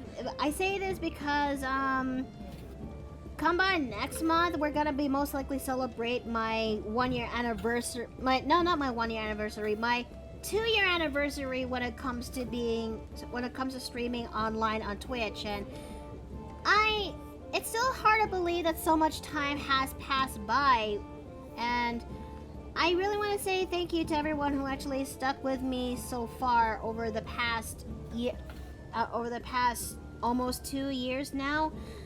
So much has basically changed, and I truly do appreciate that you guys still, stayed and come back when it comes to the Paper Plane Inn every time this innkeeper opens up the place. I truly do appreciate it, really. I think I may have an idea on what to actually celebrate with when it comes to my anniversary. I am considering doing myself not only going back into playing a game, but also to basically make an art stream of sorts, if you will. And that art stream is not only to commemorate for the 2 years, but I'm thinking about of doing an art raffle for that.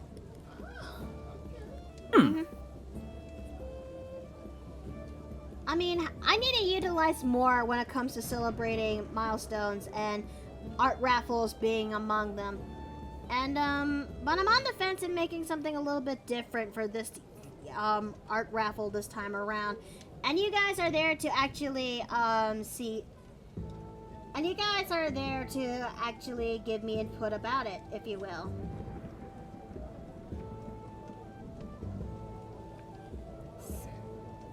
Honey? Yes? I'm gonna go see what I can do about that laundry. Mm-hmm. And then I'm gonna go and start cooking. Sure. Okay. Love you. Love you too. And welcome back, Emerald Marine. It's good to see you again. So,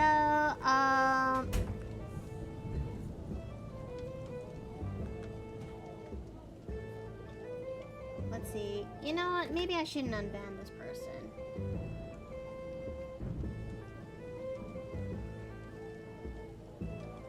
There we go. Sorry about that. It's just that I'm not sure if this is a legit account or not.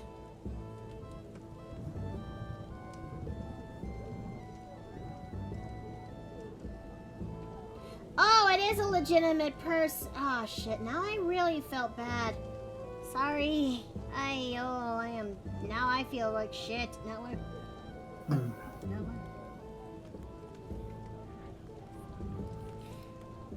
Okay, so There we go. it's okay, I understand. Sorry, it's just that I can't. I didn't know that you're actually a bot account or legitimate account, but then I took a quick breeze and yeah, it's all good. Okay, thank you. Let me just start this over. Hi, welcome into the Paper Plane Inn. I'm Mikado Nui. I am an innkeeper VTuber, and I am currently doing a commission stream for a client. And it is actually good to see you here today. I hope you actually had a good day today so far. Apologies for the rude welcome. Apologies. It's just that, given that there's so many bot accounts that I had to ban as of late, it's kind of, yeah. Yeah, honestly, the bots have gotten so bad, and the people who run these dang sites are barely doing anything about them. You can understand us trying to be a little bit more vigilant. Mm-hmm. I mean, heck, I barely broke 1,000 followers on Twitter, but I'm left wondering just how many of them are legitimate, and I've seen quite a handful of bots just inflating the numbers, and I am not happy about it. I mean, sometimes we need to be more careful on that. This is true. I mean, there's also a time where I never got to actually stream for the past couple of days, and so I visited my Twitch the other day when I was offline not streaming, and I suddenly noticed that I basically had like over 1,000 followers all of a sudden that basically followed me in Twitch, and that kind of surprised me, but it alarmed me. I have heard horror stories, that there's been some people who have been bot followed into Twitch in the numbers, and most of the time this will actually be done online, just so that way the people who just so the streamer could actually just panic upon seeing the sheer number of ungenuine follows, if you will, because there actually have been some cases where some people actually bought bots, and they would actually send them to the streamer in question. And yeah, I learned real fast that this was a bot. Those were bot accounts. They actually had similar avatars, similar names. They're also made in the same day too. Fortunately, I was able to find a site that allows me to scrub off most of these bot accounts all in one go, and it was actually easy peasy lemon squeezy. Really? Yeah. I'll showcase it to you a little bit later, if you're interested. I am interested. Good, because I like to share the knowledge, so that way this doesn't happen to you and everyone else. And that also includes you, my beautiful patrons. We are currently living in a period where disingenuous stuff is becoming a little bit more rampant. It's important to be, it's important to be a little bit vigilant. So let's see, bots being so wild, and Twitch has basically turned into a game of Among Us, pretty much. Another reason why these bot follows is also a bad thing is that Twitch would kind of assume that you're basically getting these follows for the sake of inflation, or that you're just basically bought these follows for your own thing, and as such, you will actually get banned for it. You basically get punished for something someone else did. Pretty much. All because you weren't vigilant. Pretty much. It's a scary period that we're living in. Okay, so let's see. Oh yeah, I still need to work on her feet, her back ponytail, and and everything else. And after that, we're most likely gonna color this girl's flats, and yeah, I guess we're basically done for that. I'm just dropping by since it's 5:15 a.m. for me. Oh, you need to prep for school tomorrow. Oh, goodness. Wait, what? No, not tomorrow, now. It's 5:15 in the morning. Oh, shit, I misread that. I am so sorry. What? Wait a minute, 5:15? What side of the world are you living in that's actually up that early? The best I could actually assume is somewhere, in the eastern side of the world.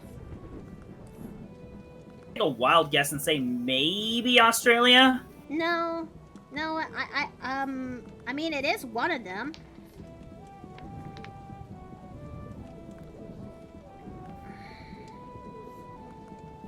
But we can't. But Malaysia. Malaysia. Oh. It's nice to see you.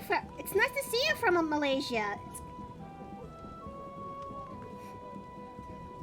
And if it helps, I got a couple of Aussie followers myself, so yeah, you can understand why I came to that conclusion. That's okay.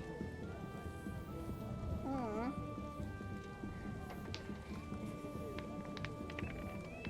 But it's good to see you here. It's good to see you here, Private Akira. It's good. It really is. Welcome to the Paper Plane Inn. Okay, so I think I'm gonna have to wing it when it comes to this chess piece because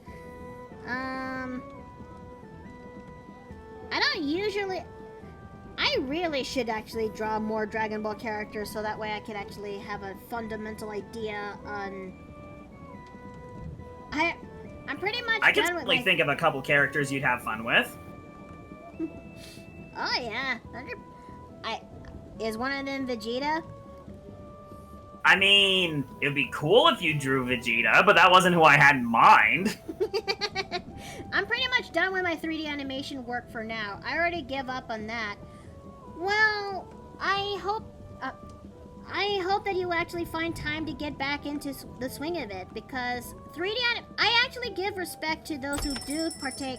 Oh, thank you so much for the follow! Thank you! Consider if you can. I actually have respect for those who take on animation, whether it's traditional or 3D. I know because I used to do animation back in the day when I was in Garry's Mod and and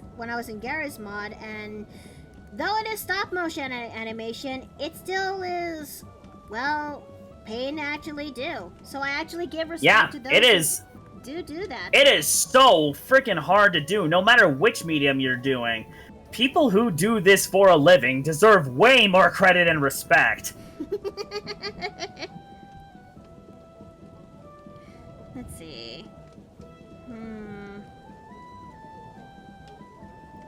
I think I may have an idea on what to do with this.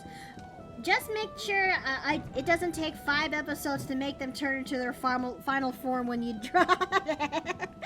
Okay. But yeah, I was thinking you would go to town with Kale and Caulifla. Oh wait, you haven't watched Super. You don't know who they are. I actually kind of have a vague idea on who they are. They're basically the first female Super Saiyans that we got in canon.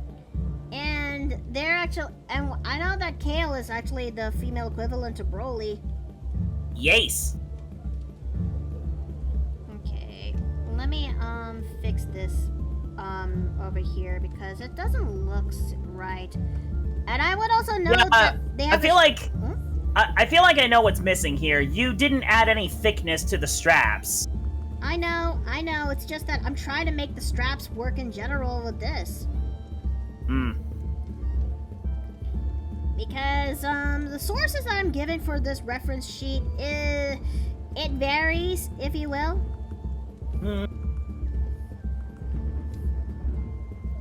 So yeah, I have that too. I have that too much work on my plate. That's fair. And you still have my big respect. She is the opposite of Broly, and she is girly. Okay, that's a good one. She's girly. I get it. Okay, let me go ahead and clear up some of these. I really should start learning how to actually draw faster. That's a skill I've yet to actually perfect. You and me both. I mean, I will give Alabaster that. He does know how to actually draw faster. Okay. Now let's see. Ah, yeah, there we are. Oh, okay, so, selecting the vectors so that way I can smoosh them over there.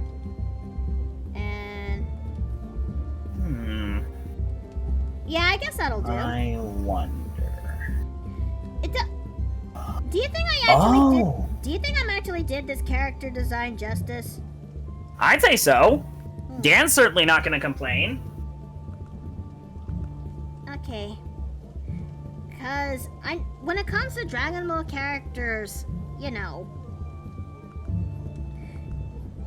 sometimes it's also I think another thing that's preventing me to draw some Dragon Ball is that I'm a little bit self-conscious in how I draw them, because I know to some people it's kind of a mixed bag on how, I don't know. Okay. I also You feel nervous about replicating Toriyama's art style, right? pretty much. Okay, see you when I can then. Nice to see you today. Nice to see you too. And I hope you have a good day. I will say, it certainly does feel weird to see characters not in Toriyama's style, but at the same time, there's something to appreciate about it, you know? Yeah? And I feel like it's respectable. Oh. But yeah, the one character I actually really want to see you do is I want to see you do Dragon Ball Super's version of Broly, because I know you would eat that character up. I mean... yeah? Listen, all I'm gonna say is he's your type. I mean, you're not entirely wrong, cause I have seen Steve use that archetype of Broly when it comes to his character Russ. Yeah? Yeah. Oh, crap. I gotta go use the restroom. Sorry. No, it's okay. It's okay. Take your time. Let's see. In the past. Now it's in the past. Got into an accident last Monday, so it's kind of crippled for now. Oh dear. I hope that you're gonna be okay, though. Big Muscle and Himbo? I mean, you're not entirely wrong. But I also have a soft spot for when it comes to original Broly. Yes, there's a night and day difference between original Broly and Super Broly. But, I still have a soft spot for original Broly. In fact, it's why I kind of used him when it comes to this, when it comes to this meme that's been going around in Twitter in the past, where, that's weird. Where is it? Okay. Maybe it's in shitposts? Okay. No, it's not. Ah, there it is. Okay. It's kind of when it comes to this one meme I did in the past when it comes to Luna and, you know, where you know, the one that goes on Twitter, like, what, you draw two of your favorite, characters, and then it's like, I think we're going to have to kill this one, X, and X will be like, damn. And I made my own rendition when it comes to that. Yeah.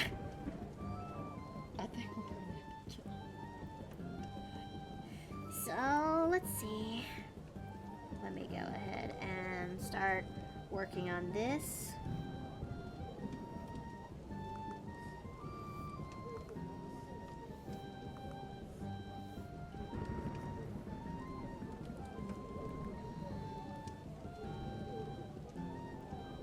Now, where's the...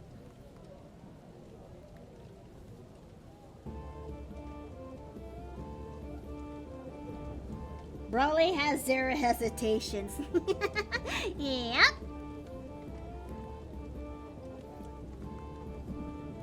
Okay, so... Alright, it's slowly coming together. Slowly. Now what's left is the feet, the tail, the back ponytail, and then we're gonna color this girl up in flats and most likely call it for the day there. I mean, I have done plenty of work when it comes to getting through this.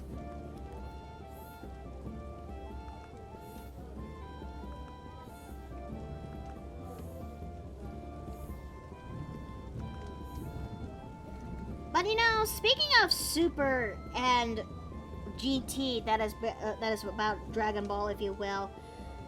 I am very much I know I haven't watched Super, but I am aware of some of the due to the cultural osmosis that's been going on thanks to it, that I am very much well aware that there's a thing that is Super Saiyan Blue, which is higher up than your, normal Super Saiyan, and it is said that it is somewhere in the leagues of that of godly power. And to that I say, that is fine. That is cool. But I like this. As I kind of gesture to, Super Saiyan 4, if you will. Which some of you actually remember what that is from back in GT.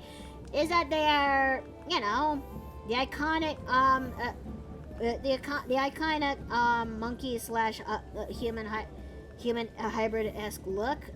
The one where they actually have the poofy pants, but their chest and body is completely covered in furs, save for good spots. And I might actually just I finally out myself when it comes to that. So I actually like myself Super Saiyan 4 more than when it comes to Super Saiyan Blue. Is that kind of hard to... Does that... thoughts, questions, death threats? I should definitely get myself to watch more when it comes to Super Saiyan, when it comes to Dragon Ball Super, because I know it's a series that would definitely, make people it would actually unite or divide some people who are used to the old Dragon Ball content.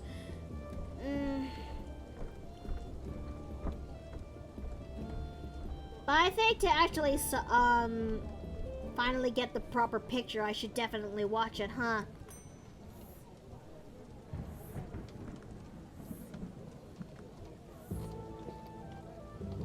Let's see.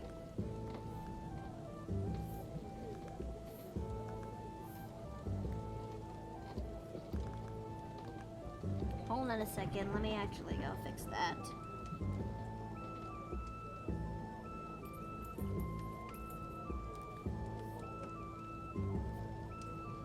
And we're gonna go ahead and do this, situated that.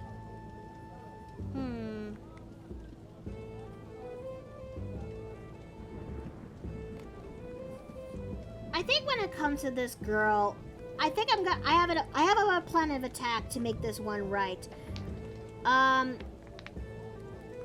There will be some areas that it will have some lines and definitions to the muscle, but the real muscle definition would be into the rendering itself. And that's going to be something I'm looking forward to do, because rendering muscles is something I also want to actually get right. Oh. Well. Hold on a second. Sorry there, fellas, but I'm going into a tunnel.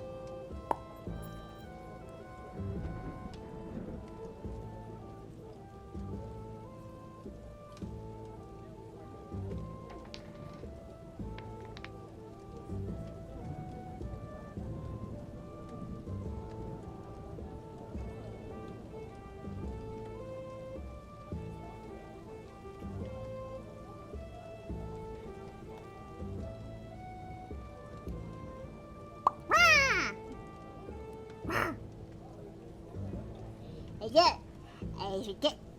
Wait! Like this.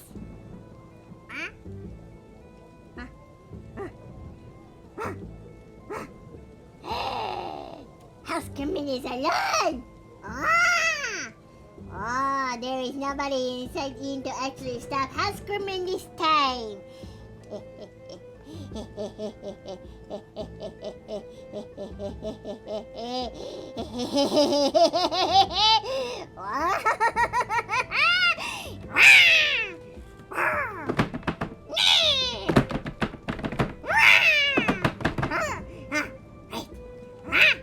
Very shit. Aha! House Kermit's black crayons!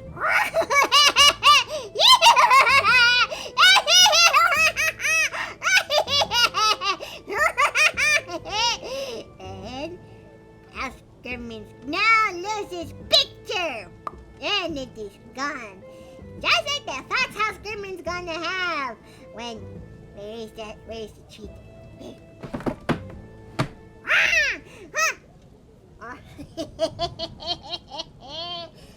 A Screaming has bought Bandit back! Of all these Skittles! Huh? Huh? What? What is that saying? Huh? How's Gremlin? Listen! What? What is? What the? Huh? Let's see. Gremlin, I went.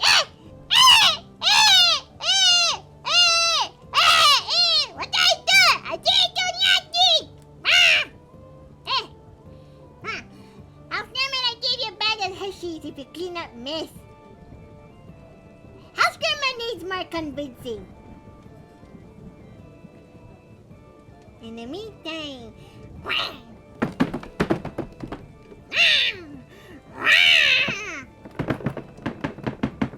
Oh, where is it, this stuff? House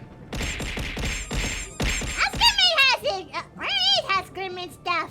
Huh? Hey, listen! House Grandma has found it. Huh? What is it? I say, Drake? Grandma, there is some lemon king and chicky for you.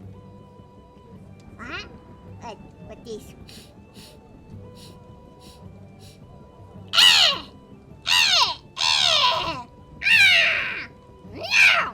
No! It is bad! Why does it smell bad?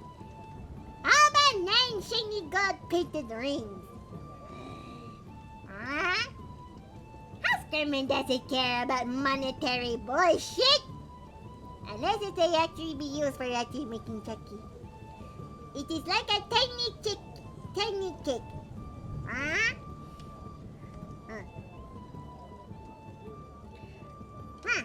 Okay, sold. Wait.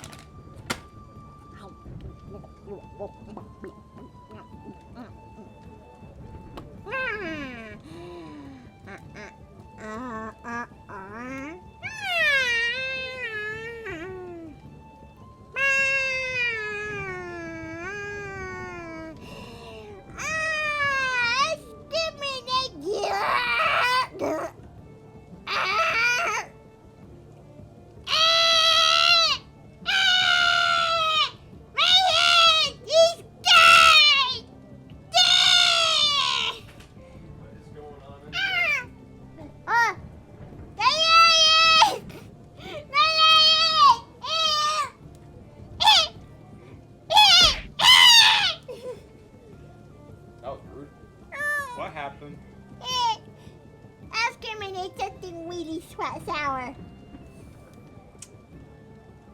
What did we learn? What Did we learn?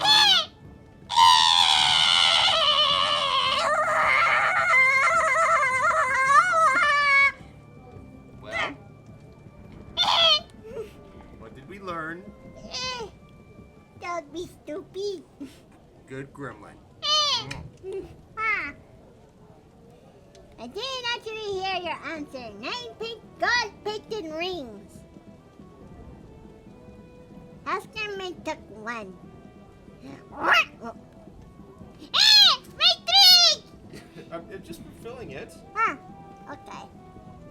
And now he's going back into hole. Is your show coming on? Yes. Enjoy the show. Houseman's gonna... It's not Red Wedding episode like...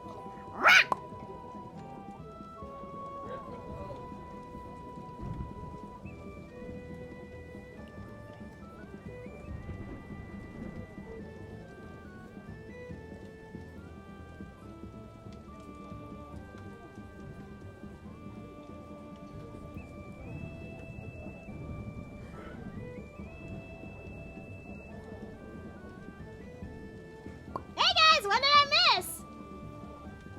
What? Huh? What? What? Oh no! Oh no! It's a mess! Everything! Oh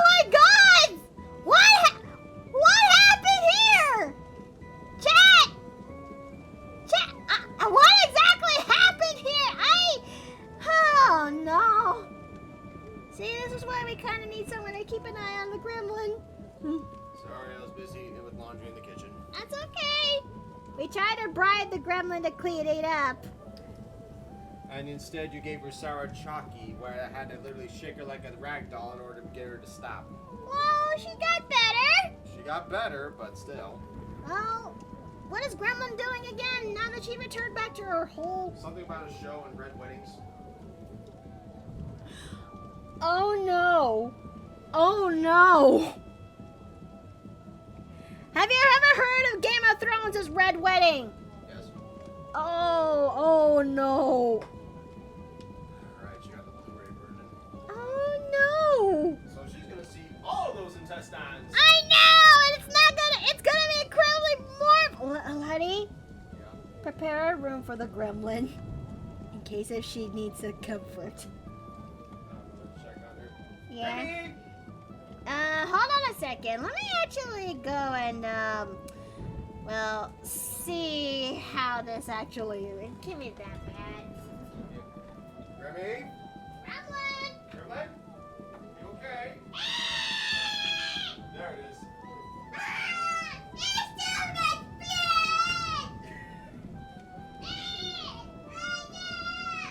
You called it a red wedding. You knew what was coming. Come here. Come here, Grimmy. Come here. Come here. Come here. Okay, you're gonna be fine. You're gonna be. I'll take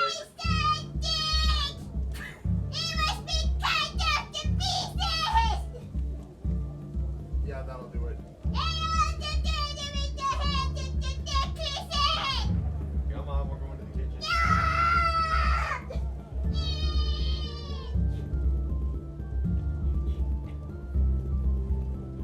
Oh, no. Oh. Yeah. It's worse than I thought. She'll live, I think. I really hope she lives. Maybe it's one of those vests with a it's one of those vests with a leash. I suddenly want to draw that now. I think Gremlin got to that part of Game of Thrones. Yeah. Huh, man. Remember Gremlin ate a lamington. What the heck is a lamington chocolate? It's an Australian cake made of squares of butter cake or sponge cake coated with a layer of outer and rolled with a decadent coconut. That actually sounds delicious, but I think the coconut is the one that affected her most from that piece.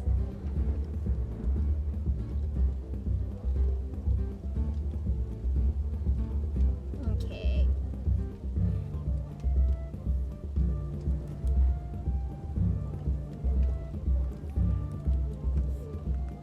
Now let me go ahead and actually start drawing the foot. Note to self, do not bring Nanaimo bars. What the heck are Nanaimo bars? It's been a while. I'm back. Welcome back. Feeling better? Yes. And also thought of a crazy crossover idea while I was in the bathroom. Oh? Now you probably know nothing about Metroid, right? Only very bits and pieces. But I know Shamus is a woman underneath it, thanks to cultural osmosis. I'm sorry, did you just say Shamus? Samus? Shamus? Anyway. It's Samus. Okay, it's been, okay. Oh man, Chad can actually hear that, and they actually, Chad, please don't actually, Anyways, I just thought of a crazy idea. What if Metroid crossed over with Dragon Ball? That would be actually something, wouldn't it? Yeah, especially with the whole space epic idea. I mean, imagine the Frieza Force trying to control the Metroids, which is, by the way, it's basically a parasite that drains energy. Oh. I was wondering why is the series is labeled as that?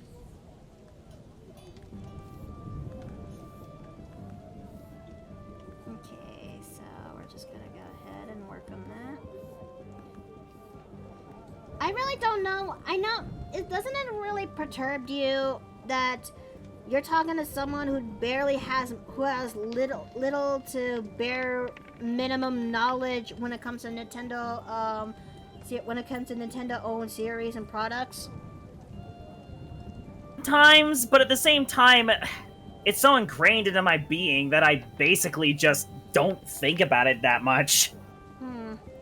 Cause, you're talking to someone who barely has the luxury to actually have that. You're talking to someone who doesn't really have that much of a luxury growing up in the Philippines, cause most of the money that my mom gained, it's usually to pay for bills and also to feed the kids, and as well as for clothing and school supplies. I never really had the luxury, and I never really had the opportunity to play those things that most kids are very familiar with back in the day, especially products that mostly ranges from outside of Mario and Pokemon, if you will. I know, I just thought it was a cool idea and I wanted to share it. But it's not a very bad idea. I can't understand why you're actually are thinking of doing something similar to that. Thought it would be fun. I actually just started talking to Dom a little bit about the idea, and he thinks it's a cool concept. Hold on.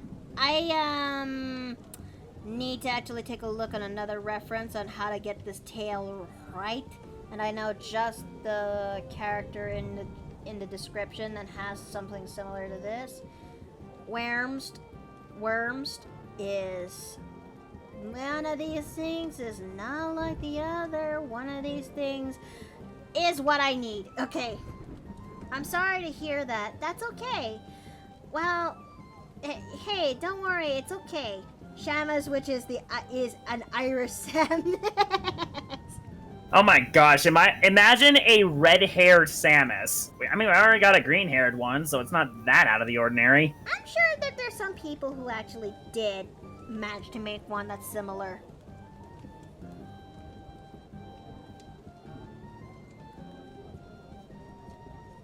Okay, so, let's see.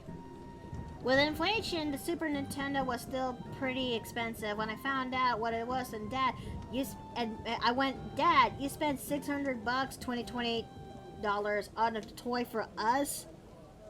Yeah, I can understand that. I just hope that this inflation BS would finally ease up, but that's not gonna be happening anytime soon, is it?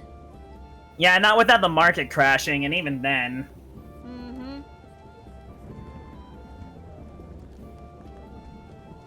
Hold on a second. That tail is a little bit, there we go.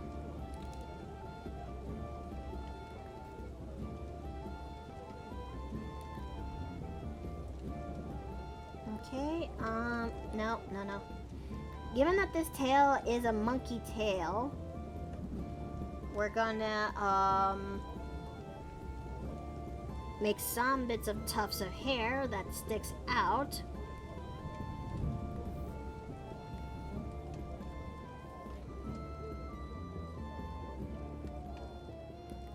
But I think I will, but you know, speaking of Toriyama and Dragon Ball, I had a feeling that there's never going to be a series that is similar to a caliber what Dragon Ball was able to accomplish. At least not in this current point of the era that we're in. Yeah, that's true. I mean, Dragon Ball is like Star Wars in that it was a very lightning in the bottle sort of product, you know? It truly is. And it left a very, very strong and powerful cultural impact that still reigns to this day.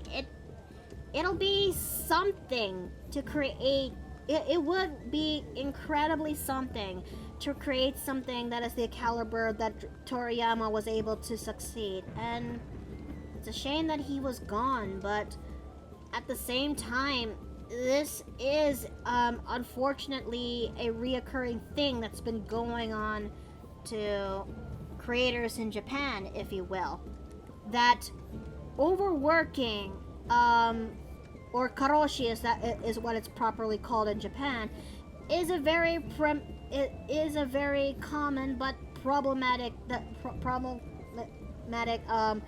occurrence that's been happening, where people who overwork themselves to death, and symptoms that they thought would be harmless would actually would take their lives. And heck, even the creator of Berserk also succumbs to that, even though he was like in his 50s, if you will.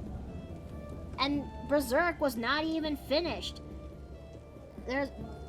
And Toriyama was suffering some sort of a issue in his stomach, I think, and eventually that took his life. It's just upsetting. Yeah, thank you.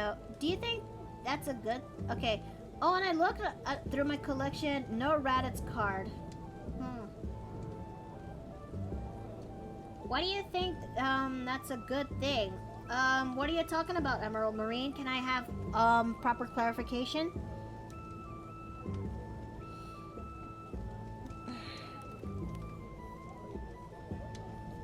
Oh, that's not the right pen for the job.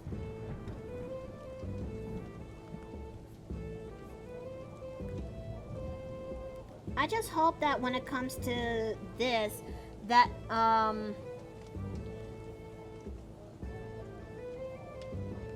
what do you think? What do you? Why do people think that's a good thing? Overworking. Why do people think that's a good thing? Japan has this. Japan has this thing when it comes to. I may get this thing wrong, so take this as a grain of salt. You can actually research this proper, because I may get this thing messed up. So take it what it's worth. You can actually look up the rest of this proper, but from what I actually get the proper gist of it, Japan has this very strong work ethic. Has this very strong, if not toxic, work ethic when it comes to the labor force there. They are very diligent people, but that also doesn't make things a little bit better when it comes to overworking to the point of exhaustion, to the point that it basically harms the body. While Japan it looks beautiful, it's basically not one of the best places in the world, if you will. We're talking about a country that still has strong xenophobic culturally accepted xenophobia is still xenophobia. Pretty much. And it doesn't help that they also have a strong code when it comes to work. There's also a massive issue where the senior citizens of Japan have basically seized absolute control, and the youth and middle-aged people are kind of suffering because birth rates in Japan are down, and the senior population is overpopulated. Pretty much. I can't help but actually worry for that country for the next several years, if you will, or decades.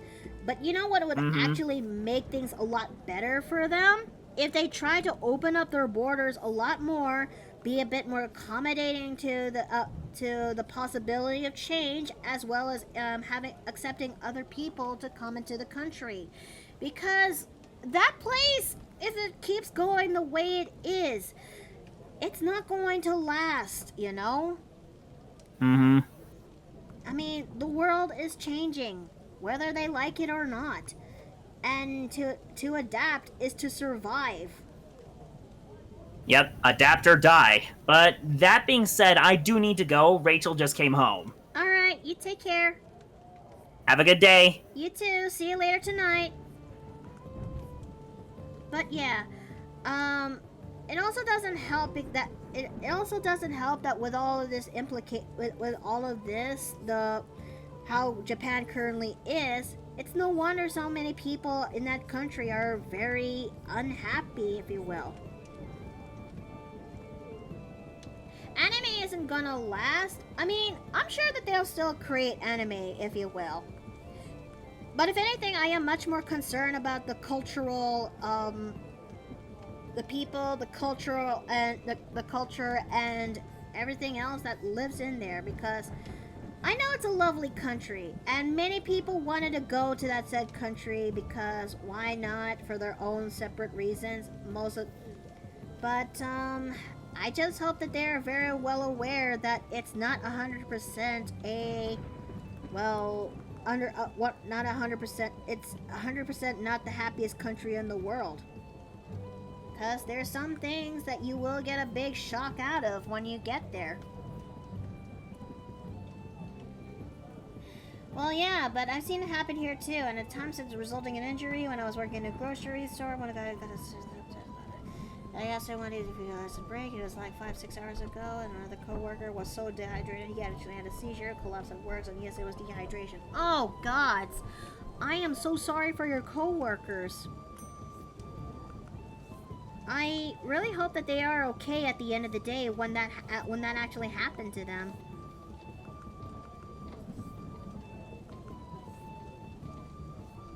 Okay, so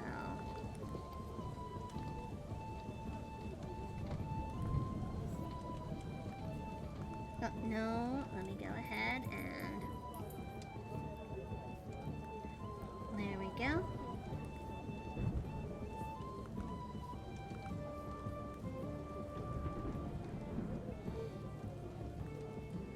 There we go, and I guess that looks, yeah, I guess that looks pretty good.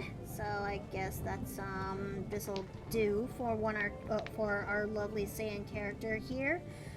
Alright, and, we're gonna go ahead and color this, and after this, we're gonna call it a day. Okay.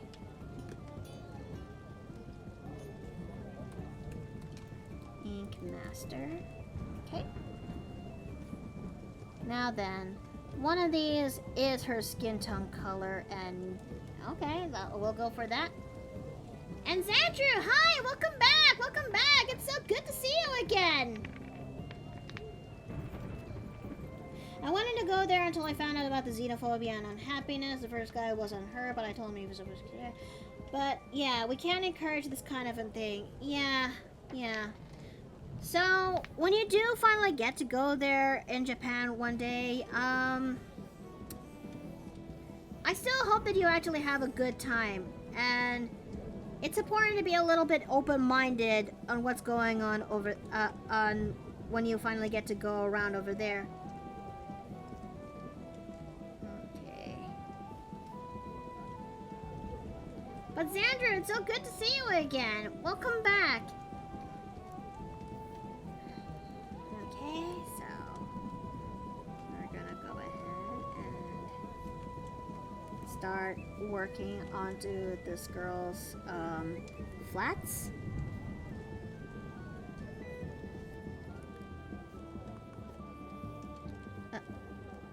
Alright, the pencil's a little bit off. Okay, so we're gonna go ahead and do that.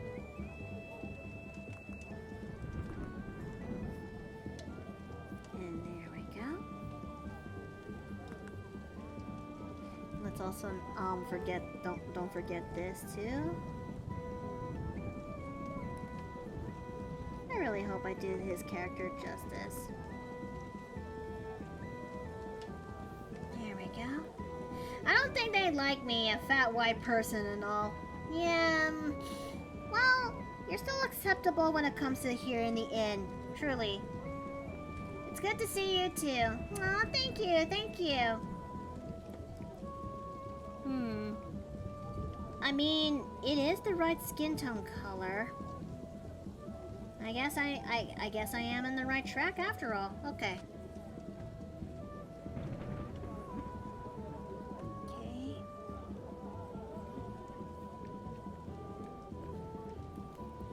appreciate that. Of course. Here in the inn, we actually we accept we accept anyone who comes into the doors.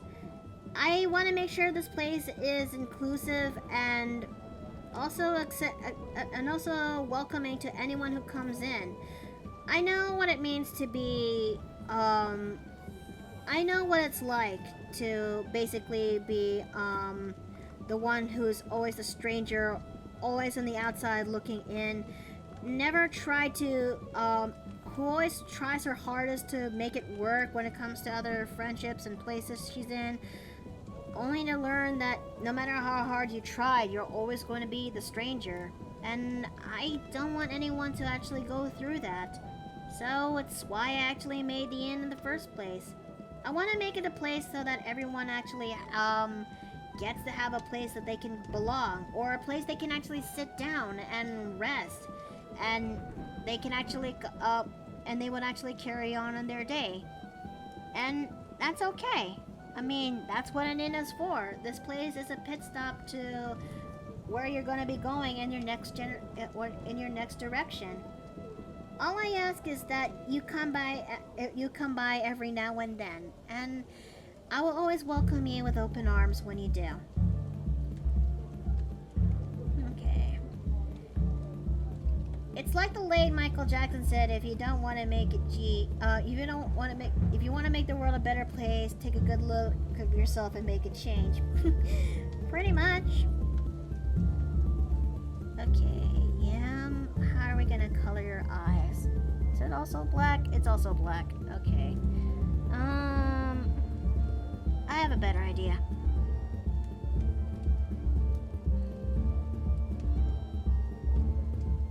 No. That will be saved for later, though.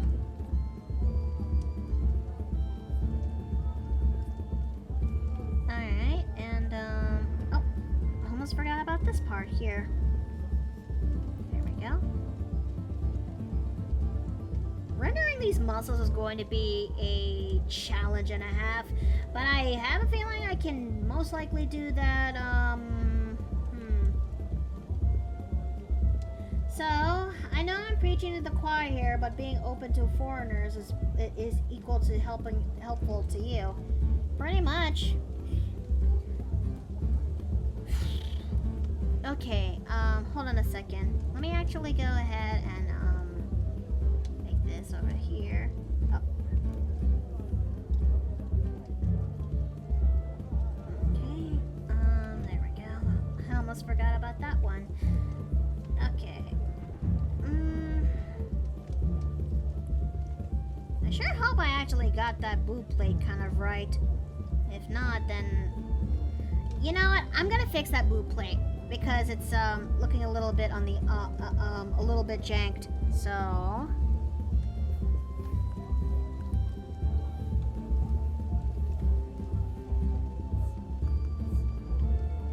Oh, no, the color is also off, so we're gonna go ahead and fix that.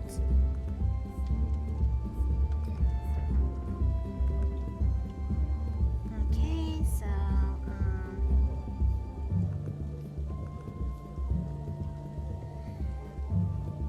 there we go. That's a little better. That's a little bit better.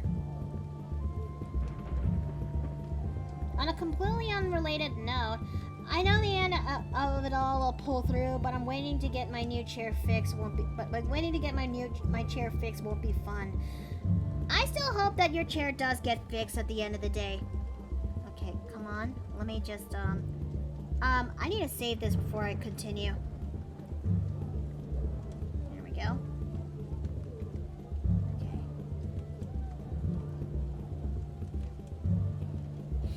Alright, now time for the flats on this girl. Okay.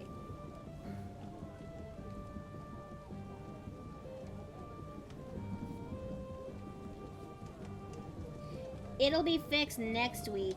Oh. You think you can actually hang in there for next week? Okay.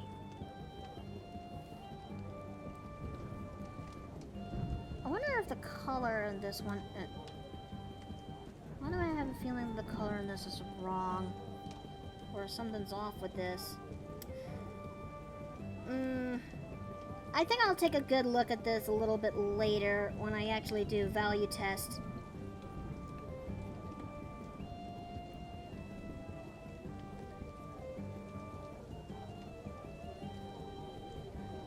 Okay, so let me go ahead and fix these.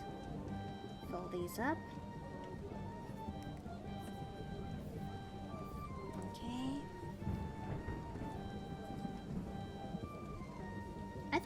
Oh yeah, I forgot I actually need to do her lipstick.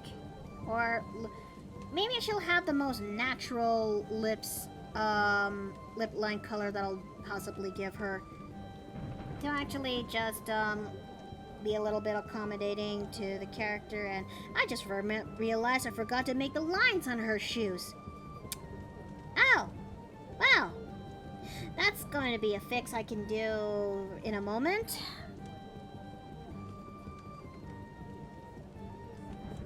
Okay, so we're gonna go ahead and do that, and do these.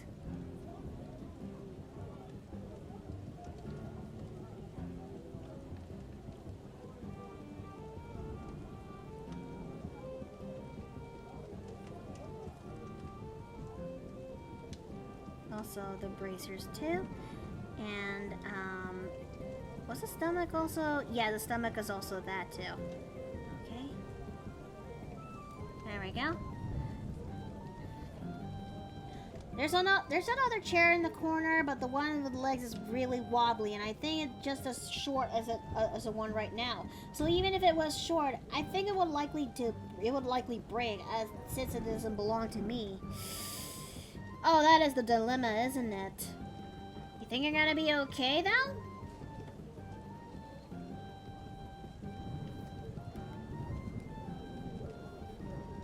Okay.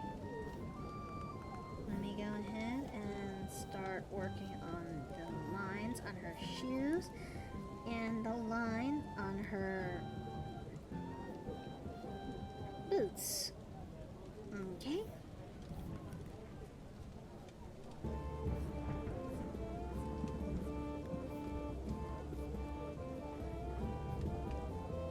Maybe that's something I should definitely make for... Characters that is based on different media is not a bad idea to challenge myself with.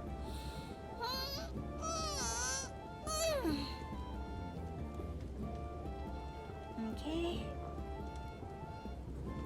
Let me go ahead and actually add in the soul on her soles.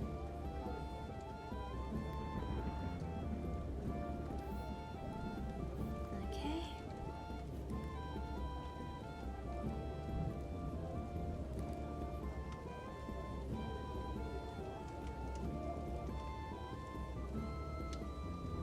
There we go, and there we go. But you know, I think I also have another proposition I can't wait to do for you guys.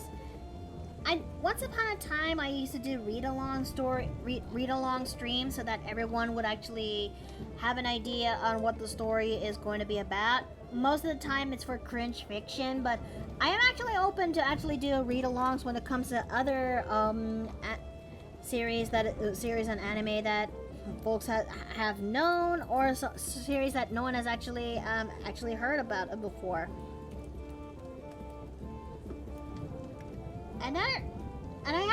And there's this one series that I can't help but think back every now and then called 7 of 7, where the premise in that one is that a girl who has a crush on the boy of her class wishes that she actually has the courage to actually confess her feelings to the said boy.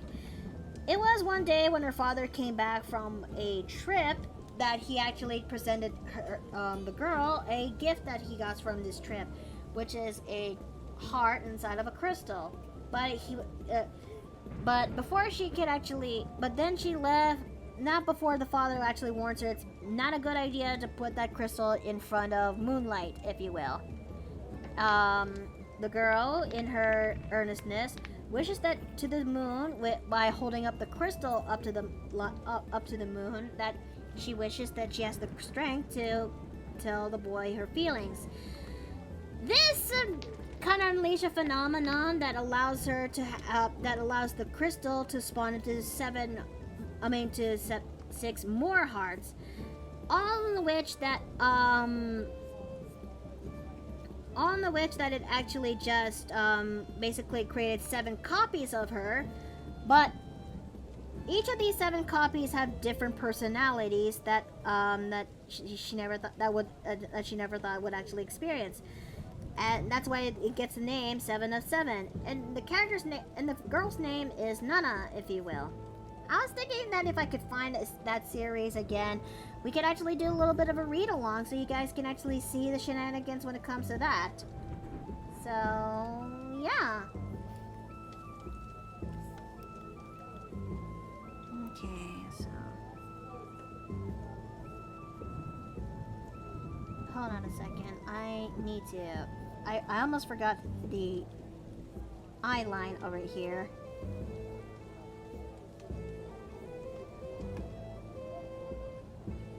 There we go. That looks a little bit better. Now let's go ahead and actually do a value test to see how well we actually did when it comes to this character. Because the value test really does, at the end of the day, make or break a design's color gradient.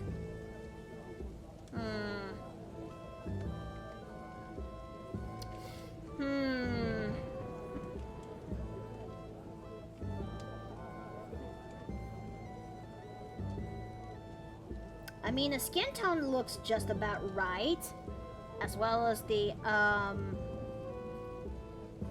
it looks as if the armor and the tights are pretty much from the way the value test told me, the armor and the tights look like they're about the same color-ish, whereas the skin tone and the gray are actually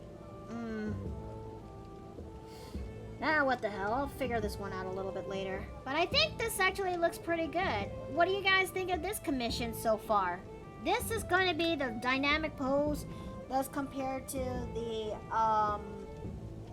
this is a dynamic pose before we actually would continue doing the front and back pose of the reference sheet commission. But I really do hope that you guys actually like how it looks. I hope my client actually likes how it looks. Some of these areas will be refined, but that's okay. Okay, with that done, I guess we're gonna have to call it here for the day. Yeah. Who shall we go and raid this time around?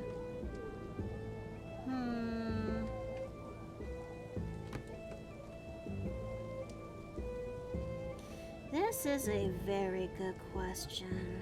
Who shall we raid this time around?